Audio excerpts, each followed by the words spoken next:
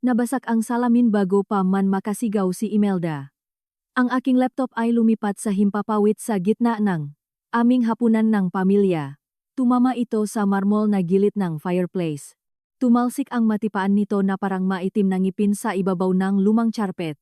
Walang karapatang magsalita tungkol sa hustisya ang isang babae. Binasag ng boses ng aking biyenan ang katahimikan. Namumula ang kanyang mukha. May hawak siyang pilak na kutsilyo. Nanginginig siya. Hindi man lang natinak si Anton. Ang kanyang braso ay dumausdos mula sa hubat na balikat ni Liza. Ang galaw ay maayos, masyadong maayos, parang pinahandaan. Nadine, mahal. Ang kanyang ngiti ay matamis at may lason. Sa tingin ko oras na para umalis ka. Akin na ngayon ang kumpanya.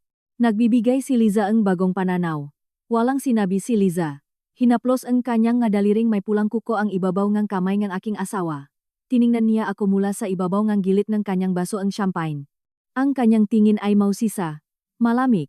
Parang isang taong nanunot ng insekto. Huminga ako ng malalim. Amoy lechon. At kasinungalingan ang hangin. 10 taon sa mahabang masang ito. 10 taon ng paglunok sa mga katahimikan. 10 taon ng paglunok sa mga pangiinsulto. Maingat kong ibinaba ang aking table napkin. Nahulog ito sa tabi ang isang piraso ng plastik. Lumingon ako sa anino sa tabi ng pinto ng dining room. Sarah. Lumabas ang aking sekretarya mula sa dilim. Parang bato ang kanyang ekspresyon. Ako lang ang nakakakita ng kislap sa kanyang nga mata. Ang kislap na 3 buwan naming hinintay. Ginang, ang kanyang boses ay formal at profesional. Ituloy mo. Agarang pak-withdraw nga pondo. Magsalita ka ng malinaw. Mabagal. Level 3. Isang kurap.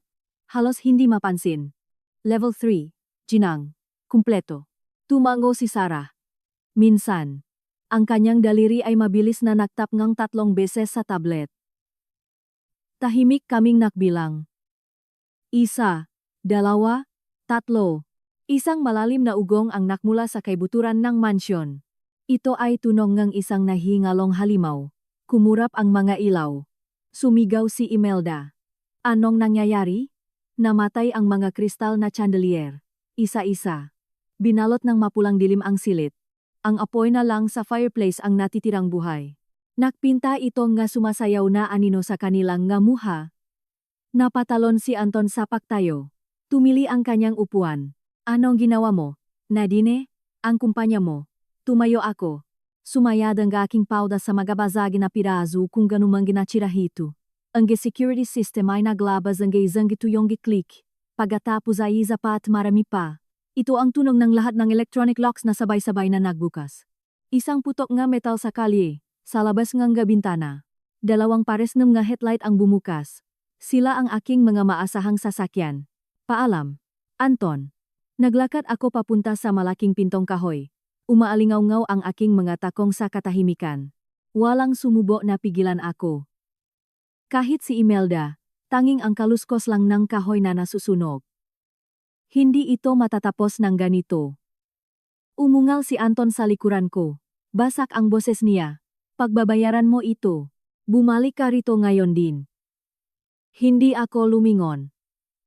Nasa tabi ko na si Sarah.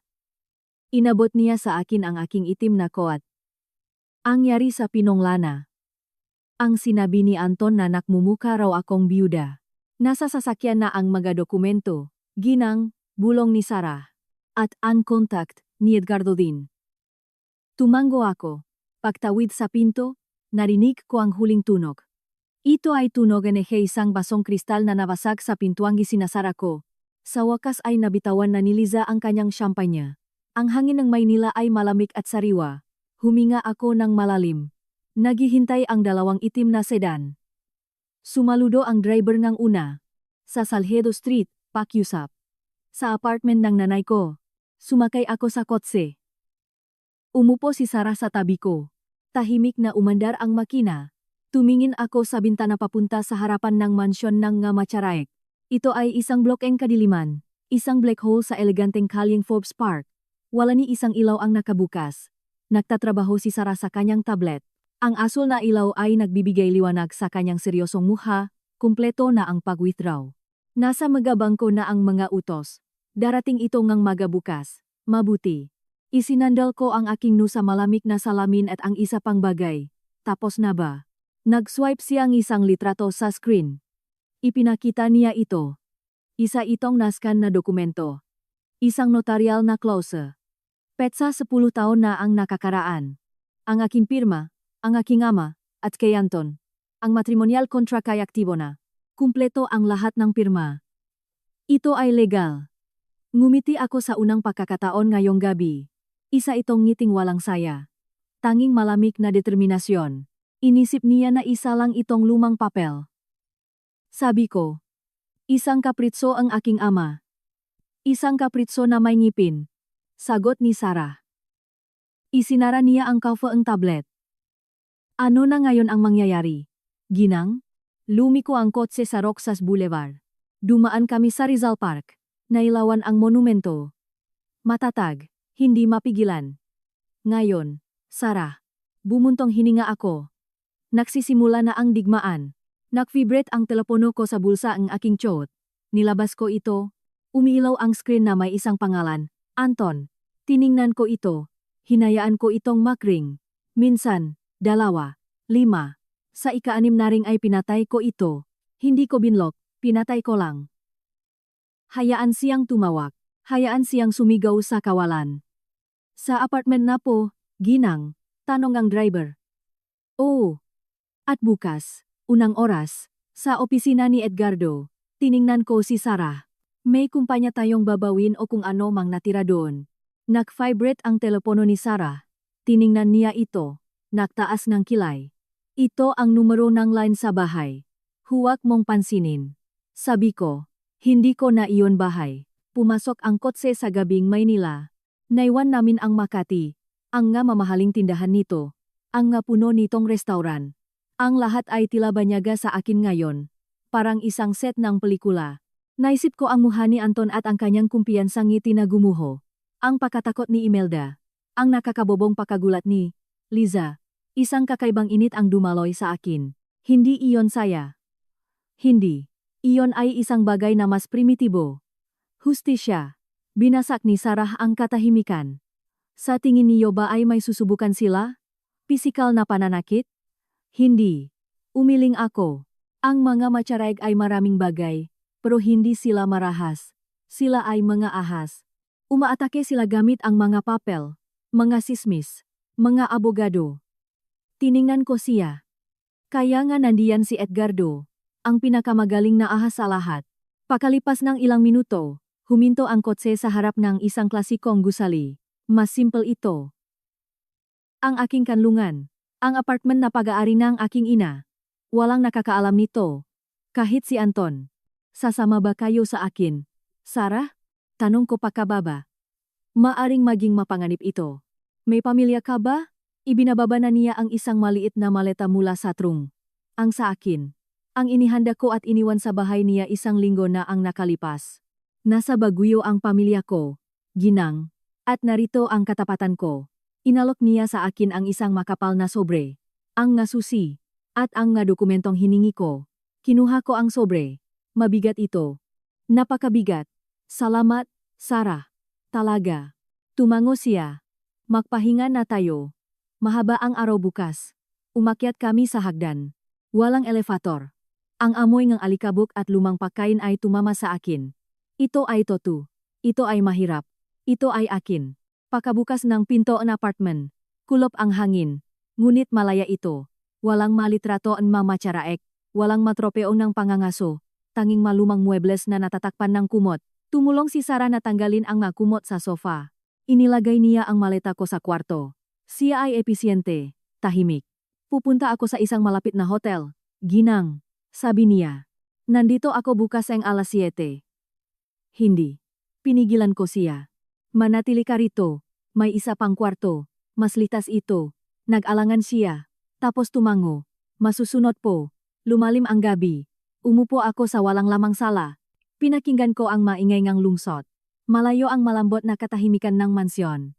Dito naririnig ang trapiko. Isang malayong pag-away. Ang buhay. Binuksan ko ang sobre. Inilabas ko ang madokumento, kontrata, litrato, bank reports, Ang matrimonial clause. Ang hiyas ng ko. Minasa ko ulit. Clause 12B na ginawa ng aking ama. Isang matandang lobo na walang tiwala sa sinuman, kahit sa pag-ibig ko. Sa kaso ang pagwawalang bisa ang kasal dahil sa kasalanan ang asawang lalaki, kabilang ang pagtataksil o pandaraya sa pamamahala, ang nag-ambag na partido, si Nadine Cruz, ay may karapatang i-withdraw ang inisyal na kapital at mga tubo na nakuha, na may agarang epekto sa mga ari-ariya ng Macharek Enterprises. Ingko pinirmahan ito ni Anton. Akala niya isa lang itong formalidad, isang walang kwentang detalye. Hindi niya ito binasa ng todo, tulad ng hindi niya ako nakita kailanman. Ngumiti ako sa dilim. Nga papel, laging nga papel. Naglaro si Anton na parang hari, pero nakalimutan niya kung sino ang nakpondo sa kaharian. Ang telepono ko, na ngayon ay bukas na, ay nag-vibrate ulit. Hindi siyang tong, isa itong hindi kilalang numero, isang text message. Ako si Liza. Kailangan nating mag-usap. Hindi siya ang ginakala mo. Ako hindi. Cafe Adriatico. Bukas 10 ng umaga. Pumunta kang mag-isa. Binasa ko ang mensahe ng 2 beses, tapos binura ko. Hindi pa masyadong maaga. Hindi ganun kadali. Ibang araw na bukas. Bukas sisimulan kong bawiin ang lahat ng akin o susunugin ang hindi ko nakuha. Pinatay ko ang ilaw. Ibang dilim malit na apartment, nakakaprotekta ito. Sa unang pagkakataon, sa loob ng maraming taon, pakiramdam ko ay ligtas ako at handa na para sa laban. Amoy alikabok at pag-isa ang apartment. Binuksan ni Sarah ang mga blinds. Pumasok ang liwanag ng bukang liwewe sa Maynila. Iniilawan ang milyon-milyong alikabok sa hangin. 10 taon. Walang tumira rito mula nang mamatay ang aking ina. May kape, sabi ni Sarah. Nakakita siya ng isang lumang coffee maker. Ang tunog ng kumukulong tubig ay isang pamilyar na ritmo sa gitna ng pagiging estranghero. Salamat. Kinuha ko ang tasa ng walang gatas, matapang. Ang sarap sa pakiramdam. Laging nagrereklamo si Anton. Sabi niya lasang lupa daw ito. Umupo ako sa harap ng mesa sa kusina. Inilatak ko ang nga papel, ang nga litrato, mabusisi ang ulat ni Sarah. 3 taon. 3 taon nang naglilipat ng pondo si Anton. Maliliit na halaga sa simula. Pagkatapos ay mas malalaki. Masel Company sa Cayman Islands. Isang account sa Singapore sa pangalan ni Liza Torres. Ang pinakamalaking transfer ay 6 na buwan na ang nakalipas. Tinuro ni Sarah ang isang linya. 100 milyong piso. Sa Blamar Holdings. Ang address ay isang PO Box sa Hong Kong. Blamar. Inulit ko ang isang malambot na pangalan na hindi nag-iwan ng bakas. At si Liza. Sino ba talaga siya? Hindi ko pa alam. Mukhang malinis. Masyadong malinis. Kumunot ang no ni Sarah. Corporate lawyer. Eksperto sa Merger. Nagtrabaho para sa Delgado, Associates hanggang noong nakaraang taon. Tapos lumitaw sa buhay ng asawa niyo. Nag-vibrate ang telepono ko. Ang hindi kilalang numero na naman. Liza. Binalewala ko ang tawag. Lumabas ang isang mensahe. Huwag mong maliitin ito. Kinausap na ni Anton ang abogado niya. Kukunin nila ang lahat. Pati ang clause. 10 ng umaga. Cafe Adriatico. Matutulungan kita. Mapilit siya. Ipinakita ko ang mensahe kay Sarah. Isa itong patibong, sabi niya ng walang pag-aalinlangan. Malamang, uminom ako ng kape. Nakakapaso. Masarap ito, pero isa rin itong pagkakataon. Kailangan nating malaman kung kaninong panik siya naglalaro. Tumango si Sarah. Kung gayon pupunta tayo. Ako ang pupunta. Pagtatama ko. Mag-isa, gayang hiningi niya. Nasa malapit ka lang at nakikinig. Tinapos namin ang kape ng tahimik. Nagsimulang suriin ni Sarah ang mga dokumento sa apartment. Ang mga kahon na itinago ng aking ina, mga lumang resibo, mga sulat, mga alala ng ibang buhay. Naiwan akong nakatingin sa ulat, 3 taon. Habang pinamumunuan ko ang legal department and kumpanya, habang sinasalba ko ang nakontrata, habang pinapalago ko ang negosyo na dala ang kanyang apelyido, ninanakawan niya ako ng tahimik, nang may pasensya. Naalala ko nung gabing dumating ako sa mansyon ng Machareg 10 taon na ang nakalipas. Isang nobya na may dote na bilyon-bilyong piso. Isang salbabida para sa negosyo ng pamilya na nalulunod. Sinalubong ako ni Imelda ng may malamig na ngiti. Napakaswerte ni Anton. Maganda na, mayaman pa. Nanginginig ang kamay ni Papa nang pirmahan ang nga seke. Lumalala na ang cancer niya. Ingatan mo ang pera mo, anak. Ang nga matsaraig ay mga sinungaling. May titulo sila, pero walang dugo. Hindi ko siya pinakinggan. In love ako. O inakala kong in love ako. Tumunok ulit ang telepono ko. Sa pagkakataong ito, kilala ko ang numero. Ang opisina o kung ano mang natira dito. Hello, Ginang Cruz. Ang boses ay kay Ricky, ang head of finance. Isang tapat na tao. Tapat sa kumpanya, hindi sa akin. May mga ahente ng bangko rito. Sinasabi nilang may utos na i-withdraw lahat ng pondo. Na ang kumpanya ay nasa suspension of payments. Totoo ba ito? Totoo iyon, Ricky. Isang katahimikan, tapos isang mabigat na buntong hininga. Diyos ko. At ang maempleyado. Ang sweldo ngayong buwan. Ang bangko ang bahala sa mabasic na obligasyon. Bahagi iyan ng proseso. Kalmado at profesional ang boses ko. Parang ibang kumpanya ang pinag-usapan ko. Makipagtulungan ka sa kanila. Iyon ang pinakamabuti. Ang pinakamabuti? Basak ang boses niya. Ginang, isa itong sakuna. May pamilya ang nga tao. Nandito si Anton, sumisigaw, sinasabing. Natin rider ninyo silang lahat. Wala ng autoridad si Anton. Ricky, ang kumpanya ay nasa receivership na simula alas 3 ng madaling araw. Tiningnan ko si Sarah. Tumango siya bilang pakumpirma. Gawin mo ang sinasabi ng bangko at Ricky. Humanap ka ng magaling na labor lawyer. Binaba ko ang telepono. Hindi ko pwedeng kaawaan sila. Hindi pa. Lumapit si Sarah dala ang isang maalikabok na karton. Tingnan niyo ito. Sa loob ay may mga lumang folder at sa ilalim ay isang notebook na may leather na pabalat. Ang diary ng aking ina. Binuksan ko ito nang walang pili. March 3. Dinala ni Nadine ang lalaking iyon para maghapunan. Ang matsaraig na iyon ay may mata ang isang sinungaling. Walang sinasabi si Yuan.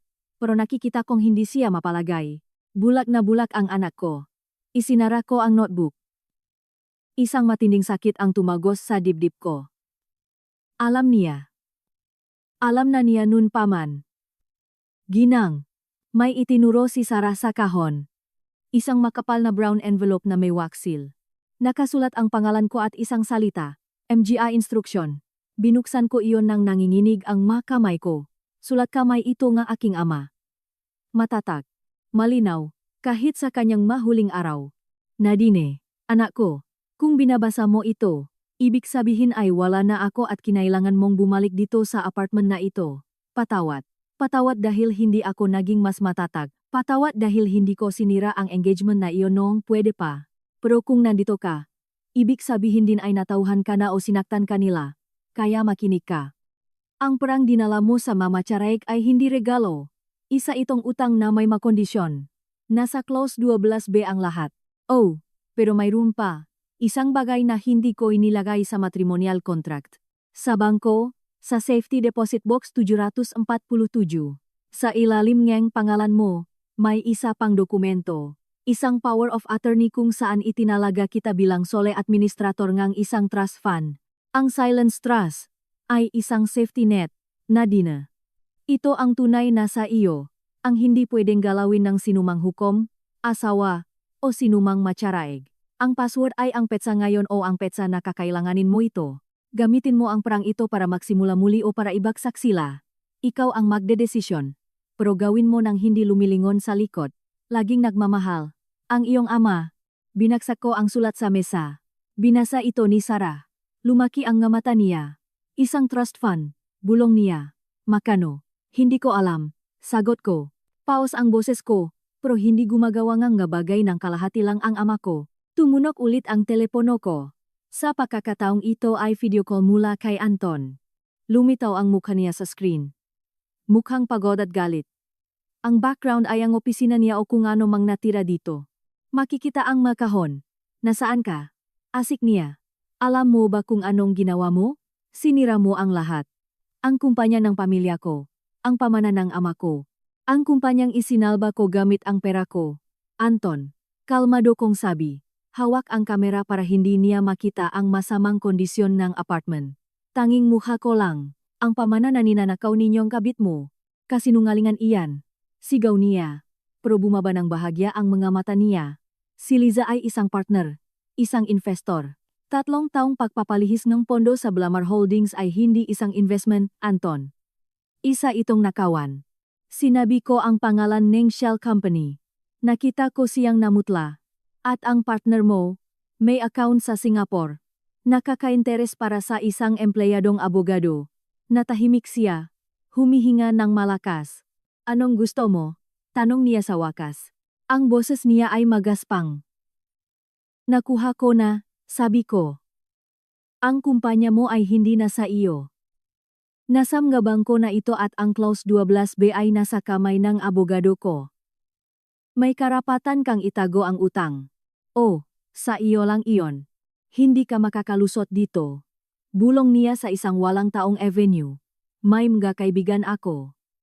May impluensya ako. Meron nun. Pagwawasto ko, tumatakas ang mga kaibigan sa lumulubog na barko. At ang sa iyo, mahal ko, ay nasa ilalim ng tubig. Bago siya makasagot. Pinatay ko ang tawag. Binlock ko ang numero niya. Tapos tiningnan ko si Sarah. Kailangan nating pumunta sa bangko ngayon. At ang meeting kay Liza. Mag-aalas 10 na. Naisip ko iyon. Ang muka ni Anton. Ang kanyang gulat. May gusto si Liza. Marahil ay isang lusot o isang patibong para ibaba ko ang aking depensa. Sa bangko muna tayo. Nagdesisyon ako. Tapos sa kapehan ng may higit na impormasyon at kapangyarihan. Kalahating oras ang lumipas pumasok kami sa headquarters ng bangko sa BGC. Isang seryosong gusali. Humingi ang permiso si Sarah na kausapin ang manager. May bigat pa rin ang pangalan ko rito. Sinalubong ako ni Mr. Ruiz sa kanyang opisina. Isang matandang lalaki na may makalumang manners. Kilala niya ang ama ko. Ginang Cruz. Ikinalulungkot ko ang sitwasyon. Sabi niya nang hindi nagbibigay ng karagdagang pakikiramay. Praktikal siya. Paano ko kayo matutulungan?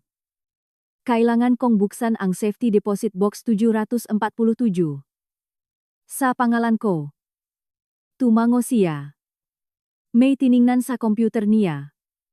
Bahagyang tumaas ang kanyang nakilay. Siyempre, sumunod kayo sa akin. Bumaba kami sa vault. Malamig ang hangin. Sobrang tahimik. Ipinasok ko ang susi na kasama ang sulat. Ipinasok niya ang kanya. Bumukas ang pintong bakal na may click.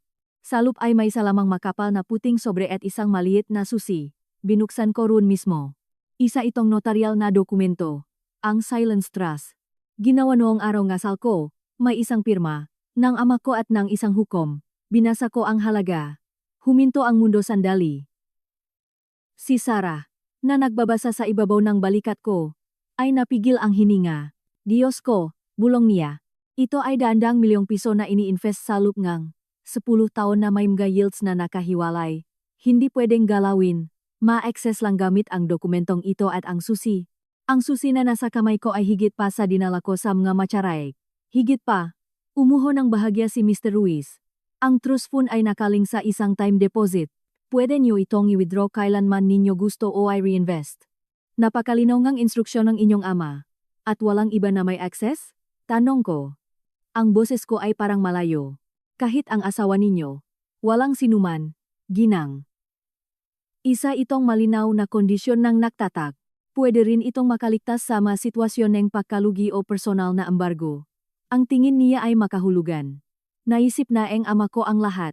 Gusto kong mag-withdraw ng malaking halaga. Sa cash. May lilipat sa isang bagong account. Sa ilalim ng pangalan ko lang. Sabi ko. Kusang lumabas ang mga salita. Ang natitira. Hayaan niyo. Lang kung paano ito dati. Gaya ang gusto ninyo. May isinulat siya. Aabutin ng ilang oras para ihanda ito. Lumabas kami ng bangko. Ang araw sa Maynila ay maliwanag. Isang tahimik na hukbo. Ang aking hukbo. Tiningnan ko ang relo ko. 9:50 na. Naghihintay na si Liza. Babaguhin ba natin ang plano? Tanong ni Sarah na namumutla pa rin dahil sa halaga. Hindi. Ngumiti ako. Ito ang unang tunay na ngiti sa araw na ito. Magkakape tayo. Ngayon ay marami na akong mayalok o mas maraming pwedeng mawala. Naglakad kami papuntang Malate. Papunta sa Cafe Adriatico. Papunta kay Liza at papunta sa susunod na hakbang sa isang laro na biglang nakaroon ng mabagong patakaran. Amoy bagong giling na kape at daang taong usapan ang Cafe Adriatico, isang lugar ngang magasalamin at madilim na kahoy. Isang lugar kung saan nagbibisnes ang Maynila nun pa man. Umupo ako sa isang mesa sa dulo, nakatalikod sa pader. Umupo si Sarah sa isang malapit na mesa, nakatatago sa likod ng pahayagan. Dumating siya ng eksakto sa oras. Pumasok si Liza na parang rumarampa. Isang cream-colored na pantsuit, simpleng high heels. May dala siyang leather folder. Hindi siya mukhang natatakot na kabit. Mukha siyang CEO na papasok sa board meeting niya. Nadine, sabi niya nang hindi ngumingiti. Umupo siya. Umorder ng black coffee gamit ang senyas sa waiter. Tapos pinag-aralan niya ako. Akala ko hindi ka pupunta. Nanaik ang kuryosidad ko. Sagot ko. Ang magakamay ko ay nasa ibabaw ng mesa. Tahimik. Anong gusto mo? Liza. Iparating sa akin ang pahinging tawat ng asawa ko. Isang kislap ng pakainis ang dumaan sa kanyang nga mata. Hindi alam ni Anton na nandito ako at kung malalaman niya, magwawala siya. Uminom siyang tubig. Diretsuhin na natin. Hindi ako ang inaakala mo. Alam ko na yon. Ikaw ang kabit na tumutulong sa asawa ko na nakawan ang kumpanya niya. Intelligence analyst ako. Sabi niya ng mahina at malinaw. Nagtatrabaho ako para sa Gesta Inc. 18 buwan na ang nakalipas nang mag-infiltrate ako sa buhay ng asawa mo bilang trabaho. Nagpalutang-lutang ang mga salita sa pagitan namin. Dinala ng waiter ang kape niya. Napuno ang ingay ng mga tasa ang katahimikan. Infiltrator. Pakulit ko. Nagdududa. At inutusan kang ang boss mo na matulog kasama niya. Inutusan akong boss ko na kumuhang impormasyon. Ang boses niya ay malamig. Profesional. Si Anton ay isang narsisistang babayero. Ang pinakamabilis na daan sa kanyang manafilas ay sa pamamagitan ng kamaniya. Isa itong taktika. Walang personalan. Nakaramdam ako ngang biglang pandidiri. Hindi para sa kanya, kundi para kay Anton. Para sa kanyang napakadaling hulaan na katangahan. Impormasyon para saan? Ang Gesta ay isang subsidiary ng Belamar Holdings. Sabi niya na nakikitang umaakma ang bawat piraso sa isip ko. Oh, ang shell company kung saan niya inililipat ang mga pondo. Hindi kanya ang Belamar, Nadine. Ito ay sa taong naghire sa akin. Gusto ang totoong boss ko ang Macharaik Enterprises ng mura at pira-piraso. Ninanakawan ni Anton ang sarili niyang kumpanya para ibenta sa iba. Sinabi ko ito ng malakas. Sobrang tanga niya, sobrang sakim. Hindi niya nakita na ginagamit lang siya, mismo. Akala niya henyo siya. Nabubulsa siya at tapos ay ibebenta ang natitira sa murang halaga kapag nalugi na ang kumpanya. Hindi niya alam na ang buyer ay ang mismong nag-udyok sa kanya na ibagsak ito. Binuksan niya ang kanyang folder. Inislide ang isang photocopy papunta sa akin. Isa itong draft sales contract na pinirmahan ni Anton at ng kabilang partido. Isang kumpanyang tinatawag na Triton Capital. Selling price. Isang simbolikong piso habang inaako ang mga utang. Ang plano niya ay pilitin ang bankruptcy. Bilhin ito ngang wala sa pamamagitan ng isang dami at pagkatapos ay magpasok ng bagong kapital mula sa Belamar. Nililinis ito mula sa mautang at sa iyo. Andi asa magsiyado ng gatian pagkatapos ay magpasok ng bagong kapital mula sa tiningnan ko ang papel.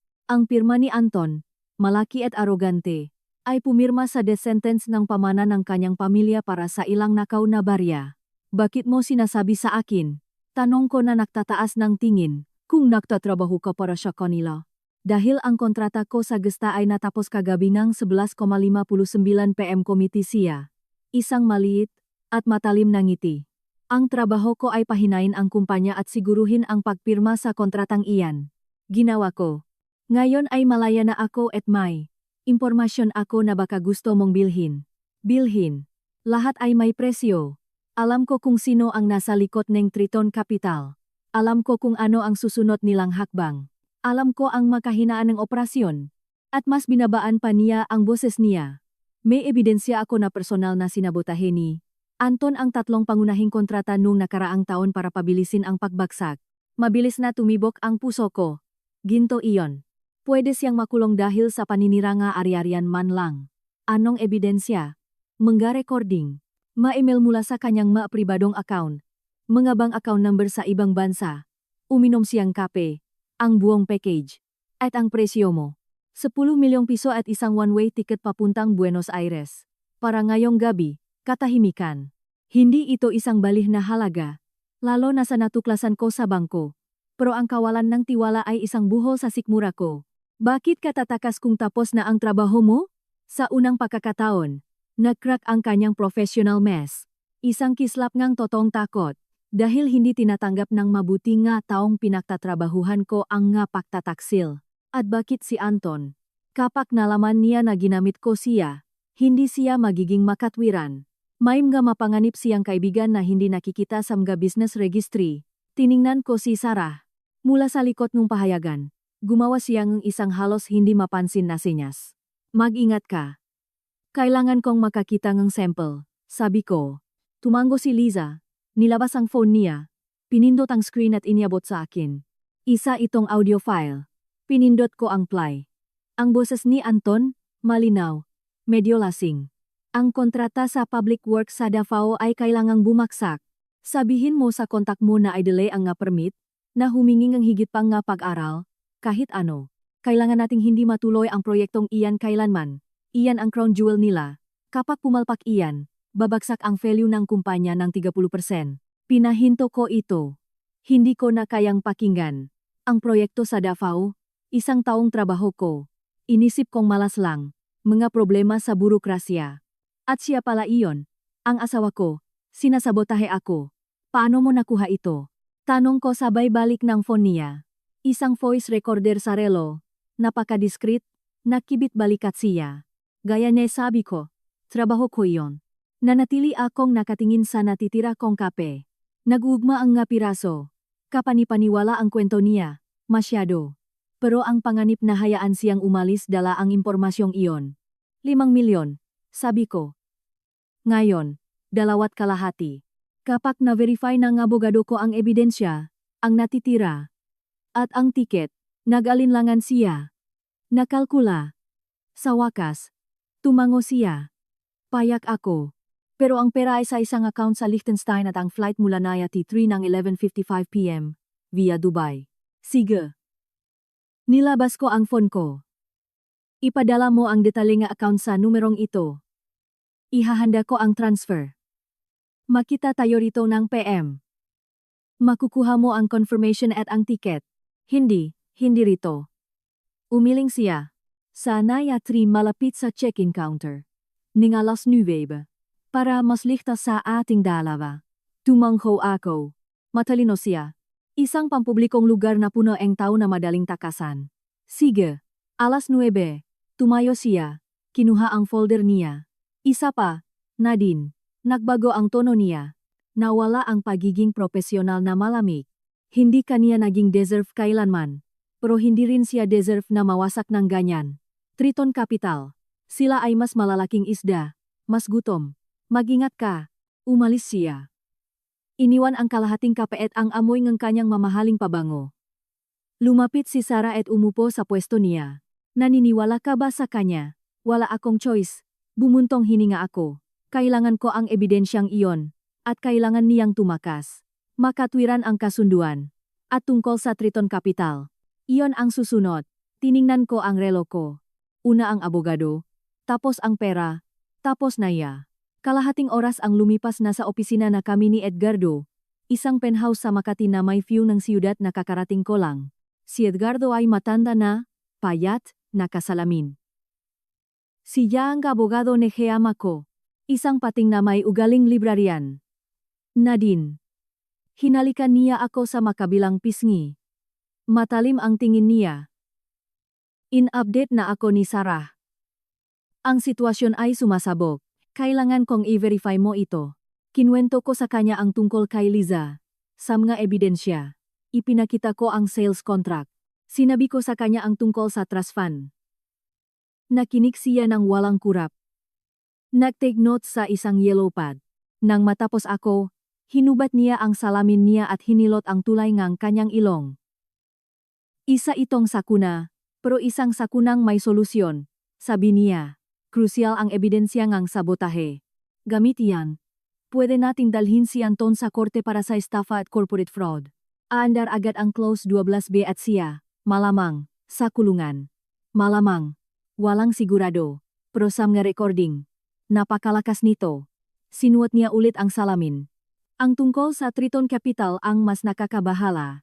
May reputasyon ang kumpanyang iyan. Sila ay mga vulture funds. Bumibili nga sirang kumpanya.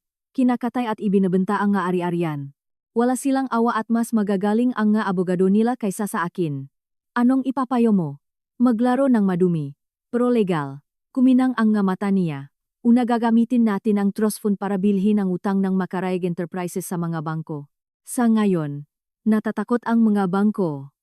Ibebenta nila ang utang ng barya-barya. Kung ikaw ang pangunahing nagpapautang, kontrolado mo ang bankruptcy. Pwede mong harangan ang anumang pagbenta sa Triton. At ang pera, gumamit ng bahagi ng trust fund. Sobra-sobra na iyon. Kakausapin ko ang nga kontak ko sa mga bangko. Gagawin natin ng mabilis at tahimik. At si Liza, babayaran ko ba? Nag-isip si Edgardo. Pero may mga kondisyong. Ang transfer ay magiging kondisyonal. Ma-execute ito kapag na-verify ko na ang pagiging totoong ebidensya at mula sa isang intermediate account na maaring matrace kung sakaling nagsisinungaling siya. Nakaramdam ako ng ginhawa sa unang pagkakataon mula nung nakaraang gabi. May plano ako. Isang planong may ngipin. Gawin mo, Edgardo, para sa lahat at singilin mo ang anumang kailangan mong singilin. Ngumiti siya. Isang manipis na ngiti. Binayaran na akong ama mo, Nadine. Ilang taon na ang nakalipas. Para mismo sa pagkakataong ito. Tumagos ang nga salita sa akin. Ang ama ko, laging pinoprotektahan ako, kahit mula sa libingan. Paglabas ng opisina, nagsalita si Sarah. At ngayon, ita-transfer natin ang pera kay Liza. Tapos sa Naya. Tapos nag-vibrate ang phone ko. Numero yung opisina ng Judicial Administrator. Sinagot ko, Ginang Cruz, si Notary Ferran ito. Isang apurahang balita. Nag-file si Anton Macharaik na, kaso laban sa iyo. Nanlamish ang puso ko. Anong kaso? Misappropriation of conjugal funds at pamimili. Sinasabi niyang pinirmahan ang clause 2B sa ilalim NG pressure. Na ito ay null and void. Nagmura ako ng tahimik. Mabilis kumilos si Anton at madumi. Anong ibig sabihin nito? Ibig sabihin, pwedeng i-freeze ang hukom ang nga personal mong ari-arian, kabilang ang trust fund. Kung mapapatunayan na ang orihinal na pondo ay conjugal. Seryoso ang boseseng notaryo. May supwena po kayo bukas ang 10 AM. Sa Regional Trial Court Branch 42, binaba ko ang telepono. Ang mundong tila stable sandali ay muling nayani. Tiningnan ako ni Sarah nang may pag-alala. Anong nangyari? Nag-file lang kaso si Anton. Gusto niyang ipawalang bisa ang clause at I-freeze lahat ng pera ko.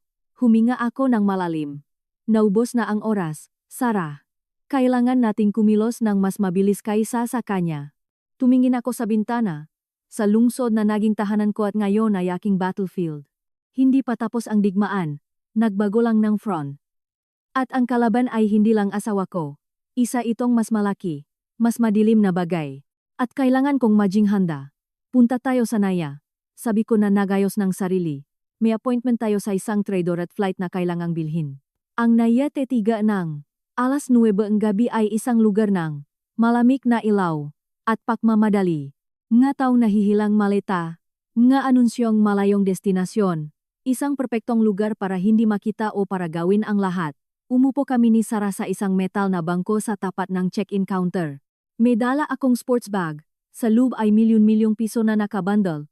Ang down payment, ang natitira ay nasa isang conditional transfer na si Edgardo lang ang makakapag-release mula roon. Itinuro ni Sarah gamit ang bahagyang paggalaw and ulo. Naglalakad si Liza palapit sa amin. Pero hindi siya nag-isa. May kasama siyang lalaki. Matangkad. Nakaitim na jacket. May bitbit itong maliit na trolley bag. Mukhang tense si Liza. Mas maputla kaysa noong nasa cafe. May kasama siya. Bulong ko. Baguhin ba ang plano? Huli na. Huminto sila sa harap namin. Walang emosyon ang tingin ng lalaki na parang guard. Walang sinabi. Hindi mo sinabi na magsasama kang kaibigan, Liza. Pag-ingat. Paus ang boses niya. Dito lang siya. Aalis ako sa eroplanong iyon. Itinuro niya ang check-in counter. Nasa iyo ba ang pera? Inangat ko ng kaunti ang bag at ang ebidensya. Kumuha siyang isang makapal na brown envelope at isang maliit na external hard drive. Nandito ang lahat. Ang mga audio, email, bank statements, kahit mga pictures ng documents sa vault niya. Kailangan kong i-verify. Mabilis lang. Tumango siya. Nilabas ko ang tablet ko, kinonekta ang hard drive. May mga folder na nakayos by date. Kontrata Davao, email Singapore. Recording May 12. Binuksan ko ang isang audio file ng walang pili. Boses ni Anton ulit. Sabihin mo sa tangang konsehal na yan na ang suhol ay by transfer sa account sa mga isla. Walang cash. At kapag nagsalita siya, ililibing ko siya. Pinahinto ko ito. Sapat na. Toto ito. Isinara ko ang tablet. Ang ticket. Sabi niya. Ipinakita ko ito sa phone ko. Confirmed booking. Buenos Aires. Via Dubai. Departure in 2 hours. Good. Ang pera. Please. Inabot ko ang bag. Binuksan niya ng kaunti. Nakita ang nga bundles. Tumango. Binigay ang maleta sa lalaki. Siya na ang magche-check-in para sa akin. Dadaan na ako sa security. Inabot niya sa akin ang sobra at ang hard drive. Ayan na lahat. Ngayon tuparin mo ang part mo. Ay release ang natitira kapag na-verify ng abogado mo. Gagawin ko. Nag-alinlangan siya ang isang segundo. Parang may gusto pang sabihin. Tapos tumango na lang siya. Tinalikuran kami at humalo sa karamihan papunta sa controls. Ang lalaking may maleta ay pumunta sa kabilang direksyon. Mabagal. Nakatinginan kami ni Sarah. Tayo na, sabi niya. Kinakabahan ako rito. Lumabas kaming terminal. Presko ang gabi. Nag-vibrate ang phone ko. Edgardo. Nadine. May bad news at may mas masama. Sabihin mo. Ang kaso ni Anton. Inaprubahan. Ang judge ang request for injunction. May fi-freeze niya ang personal assets mo sa loob ng 72 hours maliban na lang kung magpa-file tayo ng counter bago yon. 72 hours. At ang pinakamasama. Nag-submit ng offer ang Triton Capital para sa utang ng Macharaek Enterprises. Gusto nilang bilhin yon sa mga bangko at gagawin nila yon bukas ng umaga. Naipitang hangin sa dibdib ko. Naglalaro silang madumi at mabilis. Pwede ba nating bilhin muna? Pero kailangan natin ang pera ngayon. At isang bangko nagagawa ang operasyon sa ganitong oras. Hindi madali. Makano? Mga 60 milyon pesos. Sale price na yan. Gusto ang bangko ang liquidity. Tingnan ko ang malaking building ng airport. Nasa boarding area na si Liza kasama ang pera niya. One-way ticket. At ako na may hard drive na punong katotohanan at orasan na pabalik ang bilang. Gawin mo, Edgardo. Gamitin mo ang pera mula sa trust fund. Bilhin mo ang utang na yan. Alas 9. Media na ng gabi. Nadine. Gawin mo. Halos isigaw ko. Ibinaba ko ang boses ko. Please, Edgardo. Humanap ka antaw. Bayaran mo kung makano. Ang utang na yan ang tanging leverage natin. Katahimikan. Tapos buntong hininga. Susubukan ko. Tatawagan kita. Binaba ko. Sumandal ako sa kotse. Nararamdaman ko ang bigat ng hard drive sa bag ko. Mabigat ang katotohanan, pero walang kwenta kung wala akong oras para gamitin. Ano na ngayon? Tanong ni Sarah. Ngayon, bibisitahin natin si Imelda. Kumurap siya. Ang biyenan mo. Sira na ba ang ulo mo? May alam siya tungkol kay Anton, tungkol sa kumpanya. At takot siya. Nakita ko ang mukha niya nuwang namatay ang ilaw. Hindi lang yon galit, takot yon. Binuksan ko ang pintong kotse. At ang mataong takot ay nakikipagdeal. Tahimik ang bayahe papunta sa mansyon sa Forbes Park. Halos walang tao sa kalsada. Madilim ang harapan ng bahay. Tanging malabong ilaw sa ground floor. Nag-doorbell ako. Walang sumagot. Knock-doorbell, ulit ako. Sa wakas, bumukas ng kaunti ang pinto. Si Chonchita, ang matagal ng kasambahay. Nanlaki ang magamata. Niya nang makita ako. Ma'am Nadine. Wala po si Sir Anton. Hindi ako nandito para makita siya. Conchita. Nandito ako para kay Madam Imelda. Sabihin mo sa kanya na nandito ako at kung hindi niya ako haharapin, tatawag ako ng pulis para i-report ang pagsira sa property ko. Ang laptop ko ay nakakahalaga ng 150,000 pesos. Namutla ang babay. Tumango at isinara ang pinto. Makalipas ang 1 minuto. Bumukas ulit. Tuloy po kayo. Hinihintay na kayo ni Madam sa maliit na sala. Tahimik ang bahay. Ibang klaseng katahimikan. Walang laman. Parang may namatay na. Nakaupo si Imelda sa sofa malapit sa nakapatay na fireplace. Nakabathrobe, para siyang tumandang 10 taon sa isang araw. Anong gusto mo? Ang boses niya ay magaspang. Wala ang dati nitong galit, tanging pagod. Gusto kong pag-usapan ang anak mo at ang maginawa niya. Ang anak ko ay naging biktima ng isang babaeng walang hiya. Pero walang lakas ang masalita. 3 taon nang ninanakawan ng anak mo ang kumpanya. Imelda. Sa tulong, isang babae na nagtatrabaho sa isang vulture fund. Gusto nila ang kumpanya at ginamit nila si Anton bilang tangang sunod-sunuran. Umupo ako sa harap niya nang hindi inaanyayahan. Ngayon bibilhin ng fund na yun ang utang at kapag ginawa nila ang bahay na ito, ang lahat ay magiging bahagi ng package. Mawawala sa inyo ang lahat. Walang sinabi si Imelda. Nakatingin lang siya sa kanyang mabutong kamay sa kandungan. Alam mo, di ba? Sabi ko nang mas mahina. Hindi lahat, pero may amoy na mali. Anak ko siya. Bulong niya. Siya lang ang meron ako. Dadaldalin ka niya sa pakalugi at ang sarili niya sa kulungan. May ebidensya ako, Imelda. Recordings, documents. Pwede ko siyang pabagsakin. Sa wakas ay tumingala siya. Ang nga mata niyang dati mabangis ay puno na ang takot. Anong gusto mo? Impormasyon. Lahat ng alam mo tungkol sa mga deal ni Anton sa nakalipas na ilang taon. Ang nga kakaibang kaibigan. Ang nga late night meetings. Ang nga dokumento na baka itinago niya rito sa bahay. At kapalit, kapatapos na ito. Sinisiguro ko sa iyo na hindi ka pupulutin sa kangkungan. Makakaroon ka ang pensyon. Lugar na matitirhan. Malayo sa kanya. Tumawa siya. Isang tuyo. Mapait na tunok. Magkapangako tulad ng ginawa mo nung kinasal ka. Hindi tulad ng ginagawa ko ngayon na hindi mo na ako manugang.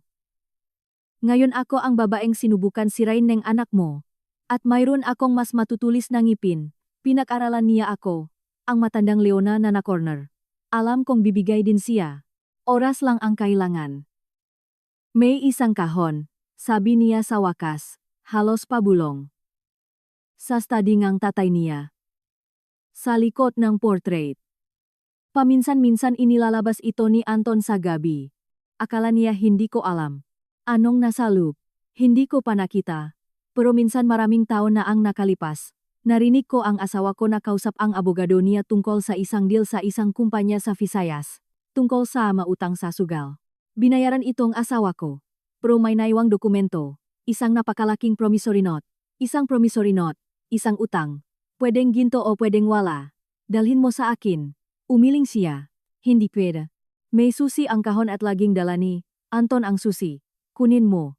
Tumayo ako. O mawawala sa inyo lahat. Iyan ang offer. Tinalikuran niya ako. Nakatingin sa walang laman na fireplace. Umalis ka at huwag ka nang babalik. Lumabas ako. Hinihintay ako ni Sarah sa kotse. Isang kahon marahil sa fault sa study. May posibleng promissory note mula sa gambling debts ni matandang makaraig. Kumunot ang ni Sarah. Kung nag-exist, yon at executable, pwede itong maging additional asset o additional debt. Depende kung kanino may utang. Tumunog ang phone ko. Edgardo. Nakuha ko na. Triumfan ang tono niya. Nakahanap ako ang kontak sa bangko. Tinanggap nila ang offer. Sayo na ang utang. Ginagawa na ang transfer ngayon. In an hour ikaw na ang principal creditor ng Makaraig Enterprises. Isang matinding ginhawa ang bumalot sa akin. Salamat, Edgardo. Himala ka. Huwag masyadong mabilis. Malalaman ito ngang matagatriton sa umaga at magwawala sila. Matitigas silang players. Nadine. Mahanda ka. Handa na ako. Isa pa, tungkol sa kaso ni Anton. Inihanda ko na ang counter. Pero kailangan mong pumunta bukas ang maaga para pumirma. At dalhin mo lahat ng meron kalaban sa kanya. Ang recordings, lahat. Pupunta ako. Binaba ko ang tawag at sa unang pagkakataon. Ngumiti ako ng toto. Akin na ang utang. Nasa akin ang ebidensya. May plano ako. Uwi na tayo. Sabi ko kay Sarah. Kailangan kong i-review itong mga files. Lahat. Pabalik sa apartment. Nakakonekta ang hard drive. Isinubsob ko ang sarili ko sa mundo ng pagtataksil ng asawa ko. Ilang oras ng recordings. Mga email na puno ng masasamang utos. Transfer sa ghost accounts at tapos nahanap ko. Isang audio file. Petsa. 2 buwan na ang nakalipas. Mga boses. Onto na ti siyang lalaki. Isang malalim na boses na may aksen mula sa Bisaya. Cebuano, siguro. Pare, duwe na sa April 30 ang promissory note ng papa mo plus interest, mga 90 milyon pesos. May pera ka na Anton? Wala pa. May liquidity problems ang kumpanya. Pero malapit na. Pare, ayaw kong mga malapit na. Mas lalo ngayong boss ko. Magbayad ka o gagamitin namin ang options namin. Anton, teka lang. May ongoing deal ako. Pagbentang kumpanya, babayaran ko kayo. Pare, ang deal sa Triton. Alam namin at hindi namin gusto. Mas maganda ang offer namin. Kukunin namin ang 40% ang malinis na kumpanya at kakalimutan ang utang. Anton, nakawan yan. Pare. Hindi. Opportunity 2. Mag-isip ka. Anton, may utang na pera ang papa mo sa amin. May utang na loob ka sa amin. Mas mahal ang utang na loob. Mag-usap tayo sa Biyernes. Hanggang doon lang ang recording. Nakatinginan kami ni Sarah. Napakalaki nito. Hindi lang sa Triton may utang si Anton, may utang din siya sa iba, sa mga taong hindi gumagamit ng mga burokratikong paraan.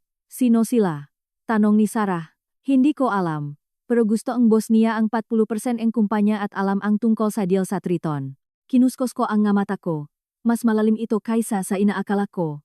Baka organized crime o mga madidilim na negosyo. Tiningnan ko ang oras. Malapit na maghating gabi. Mahaba ang araw bukas.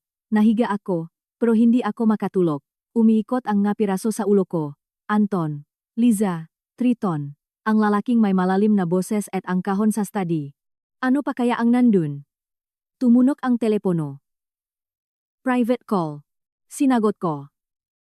Ginang Cruz. Isang lalaking boses. Malalim. Bisaya. Ang nasa recording. Kinausap namin si Madam Imelda. Sabi niya interesado ka raw masyado sa negosyo namin. Naupo ako sa kama. Mabilis na tumibok ang puso ko. Sino ka? Isang potential partner o isang problema? Depende sa'yo. Huminto siya. May inaalok akong meeting bukas ng tanghali sa Cafe Havana. Bakit naman ako pupunta? Dahil may impormasyon ako na gusto mo. At mayroon kang bagay na gusto ko. Ang promissory note.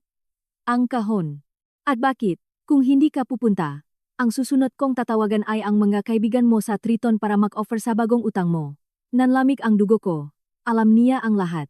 O halos. Anong oras? 12:30. Pumunta kang mag-isa. Ibinaba niya. Naiwan akong nakaupo sa dilim. Tinraidor ako ni Imelda o natakot, siya o pareho. Ngayon ay may meeting ako at ilang oras na lang para magdesisyon kung anong kakaharapin ko o kung ano ang haharapin ko. Amoy kasaysayan at lumang kape ang cafe. Havana. 12:30. Halos walang tao sa lugar. Ilang turista. Isang matandang lalaking nagbabasa ng diaryo. Umupo ako sa isang mesa sa dulo. Nakatalikot sa pader. Naghintay ako. Dumating siya ang 12:05. Hindi nagmamadali. Isang lalaking nasa 50s. Nakasuot ang dark suit, pero hindi mamahalin. Gupit binata na may uban. Malalaki ang nga kamay. Kalmado siyang maglakad. Umupo siya sa harap ko nang hindi bumabati. Suminya sa waiter. 2 kape. Ginang Cruz, sabi niya. Boses niya ang nasa recording. Malalim. Bisaya. Pero pinalambot ng mataon sa Maynila. Ako si Roy Navarro. Ang lalaki sa promissory note. Tumango siya. Dumating ang nga kape. Uminom siya ng walang asukal. Tumawag si Imelda kagabi. Takot na takot. Sabi niya nagbabanta ka raw na ipakulong ang anak niya. Hindi bantay yon, isa itong posibilidad. Ayokong nga kulungan. Sabi niya na may tipit na ngiti. Masama iyon sa negosyo. Lalo na sa boss ko. Et sino ba ang boss mo? Hindi importante yan. Ipinatong niya ang makamay niya sa mesa. Kamay ng trabahador, may maliliit na paklat. Ang importante ay ang papel. Ang promissory note na pinirmahan ng matandang matsaraik, si Santiago. 2 buwan bago siya namatay. Mula sa utang sa sugal. Bahagyang bumilip si Roy at tumango. Oh, sa pasugalan namin sa Cebu. Natalo siya ng malaki, masyadong malaki. Pumirma ang papel na may interest. Legal na bagay to, ginang, unauthorized. At ang asawa mo ay naman na ang utang na may interest. Halos 100 milyon na ngayon. Due na ito sa loob ng 2 linggo. Tiningnan niya akong mabuti. Hindi siya makakabayad. Baka ikaw. Oh, nariyan ang catch. Hindi nila gusto ang 40% ng kumpanya. Gusto nila ang fresh cash. Pero ako, narinig mo ang recording. Sabi ko, alam mo na sinusubukang ibenta ni Anton ang kumpanya sa Triton para bayaran kayo at pinigilan ko iyon. Oo, naging komplikado ang nga bagay. Uminom ulit siya. Ang mga taga Triton ay magagutom na hayop. Kami ay mga negosyante. Mas gusto namin ang malinis na kasunduan. Anong offer ninyo? Nasayo ang utang ng kumpanya. Ikaw na ngayon ang principal creditor. Pwede mong i-force ang liquidation o pwede mong ibenta ang mga assets. Bibilhin namin sayo ang promissory note ni Anton na may discount. Discount? 60 milyon. Babayaran mo kami nganyang halaga at kakalimutan namin ang utang at may ibibigay kami sa iyo kapalit. Mas bumilis ang tibok ng puso ko. Ano? Impormasyon tungkol sa Triton Capital. Kung sino ang nasa likod at tungkol sa lalaking naghire kay Liza para guluhin ang asawa mo. Naipit ang hangin sa dibdib ko. Higit pa ito sa inaasahan ko. Bakit? Kung kalaban kayo. Dahil nilaro nila kami ng madumi last year sa isang negosyo sa Visayas. Inagaw nila sa amin ang isang kontrata gamit ang panunuhol. Nanatiling walang reaksyon ang mukha niya, pero malamig na kumislap ang mga mata niya. Ayaf namin nang binabastos kami. Nanatili akong kalmado. Sa labas. Sa loop. Umaakma ang mapiraso. Digmaan sa pagitan ng ngapating. At ako ay nasa gitna. Kailangan kong ebidensyang ang sinasabi mo. Nilabas niya ang phone. Nakpadala ng isang bagay. Nakvibrate ang phone ko. Isa itong file, isang picture, isang consultancy contract sa pagitan ng Triton Capital at isang kumpanyang tinatawag na Gesta Inc. Ang pirma ng direktor ng Triton, isang pangalan, Klaus Reinhardt. German. Sabi ni Roy, investment fund mula Frankfurt, specialized sa hostile takeovers sa Southeast Asia. Masyadong agresibo, walang pasensya. At si Liza ang player niya. Isang sunog na piece. Kaya siya tumakas. Tinago niya ang phone. Mayroon pa kami. Ang mga plano ng Triton para sa Makaray. Gusto nilang brand. Ang distribution network. Ang natitira ibebenta pira-piraso. Tatanggalin ang lahat ng empleyado. Iyon ang model nila. Nakaramdam ako ang lamig sa sikmura. Daan-daang pamilya ang masisira dahil sa kasakiman ni Anton at nitong Maafulcher. At ang promissory note. Nasaan? Sa kahon. Sa study. Itinatago ni Anton na parang tanga. Akala niya insurance niya, pero tali niya yon salik. Yumuko siya palapit sa akin. Bibigyan kita ng 24 hours, 60 million in cash o transfer sa account sa Hong Kong. Ikaw ang pumili. Kapalit, ibibigay ko sa iyo ang original promissory note at lahat ng impormasyon tungkol sa Triton kasama ang nga pangalan, petsa, ebidensya. Kailangan kong makita muna ang promissory note. Kumuha siya ang isa pang litrato sa phone niya. Lumang dokumento. Papel na may letterhead ng isang chasino sa Cebu. Ang pirma ni Santiago Macharaig, ex-biyenan ko. Ang halaga ay milyon-milyong piso noon na may compounded interest na kinalkula hanggang ngayon. Total ay halos 100 milyon. Toto ito. 24 hours. Ulit niya sabay tayo. Kung hindi, kakausapin ko si Mr. Reinhardt at ibebenta sa kanya ang utang sa mas maliit na halaga, pero mas may personal satisfaction. Umalis siya. Naiwan ang kalahating kape at ang bill. Naiwan akong nakaupo. Mabilis ang tibok ng puso. 60 milyon. Halos lahat ng nai-reserve ko para sa giyera. Pero kapalit mawawala ang utang ni Anton at may sandata ako laban sa Triton. Nag-vibrate ang phone ko. Sara, ayos ba lahat? Oh, pabalik na ko. Kailangan nating mag-usap. Paglabas ng kapehan. Tumama ang araw ng Maynila sa mukha ko.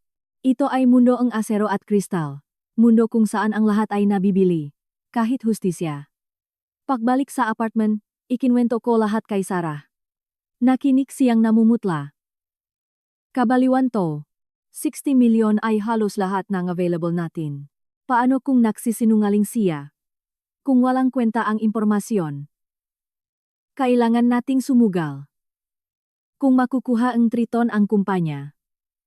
Mawawala lahat sa atin anyway. Gamit ang impormasyong ito pwede tayong pumunta sa media o sa Securities and Exchange Commission, SEC. Pwede nating pabagsakin ang operasyon nila. at ang promissory note. Kung nasa atin ang original promissory note, hawak natin sa league si Anton. Personal na utang yon. Pwede nating i-execute sa part niya ng conjugal properties, sa bahay niya, sa lahat. Hinihilot ko ang ulo ko gamit ang nakamay ko. Kailangan nating pumasok sa bahay na yon at kunin ang kahon na yon. Paano? Siguradong nandun si Anton o ang mga pulis pagkatapos ng demandahan.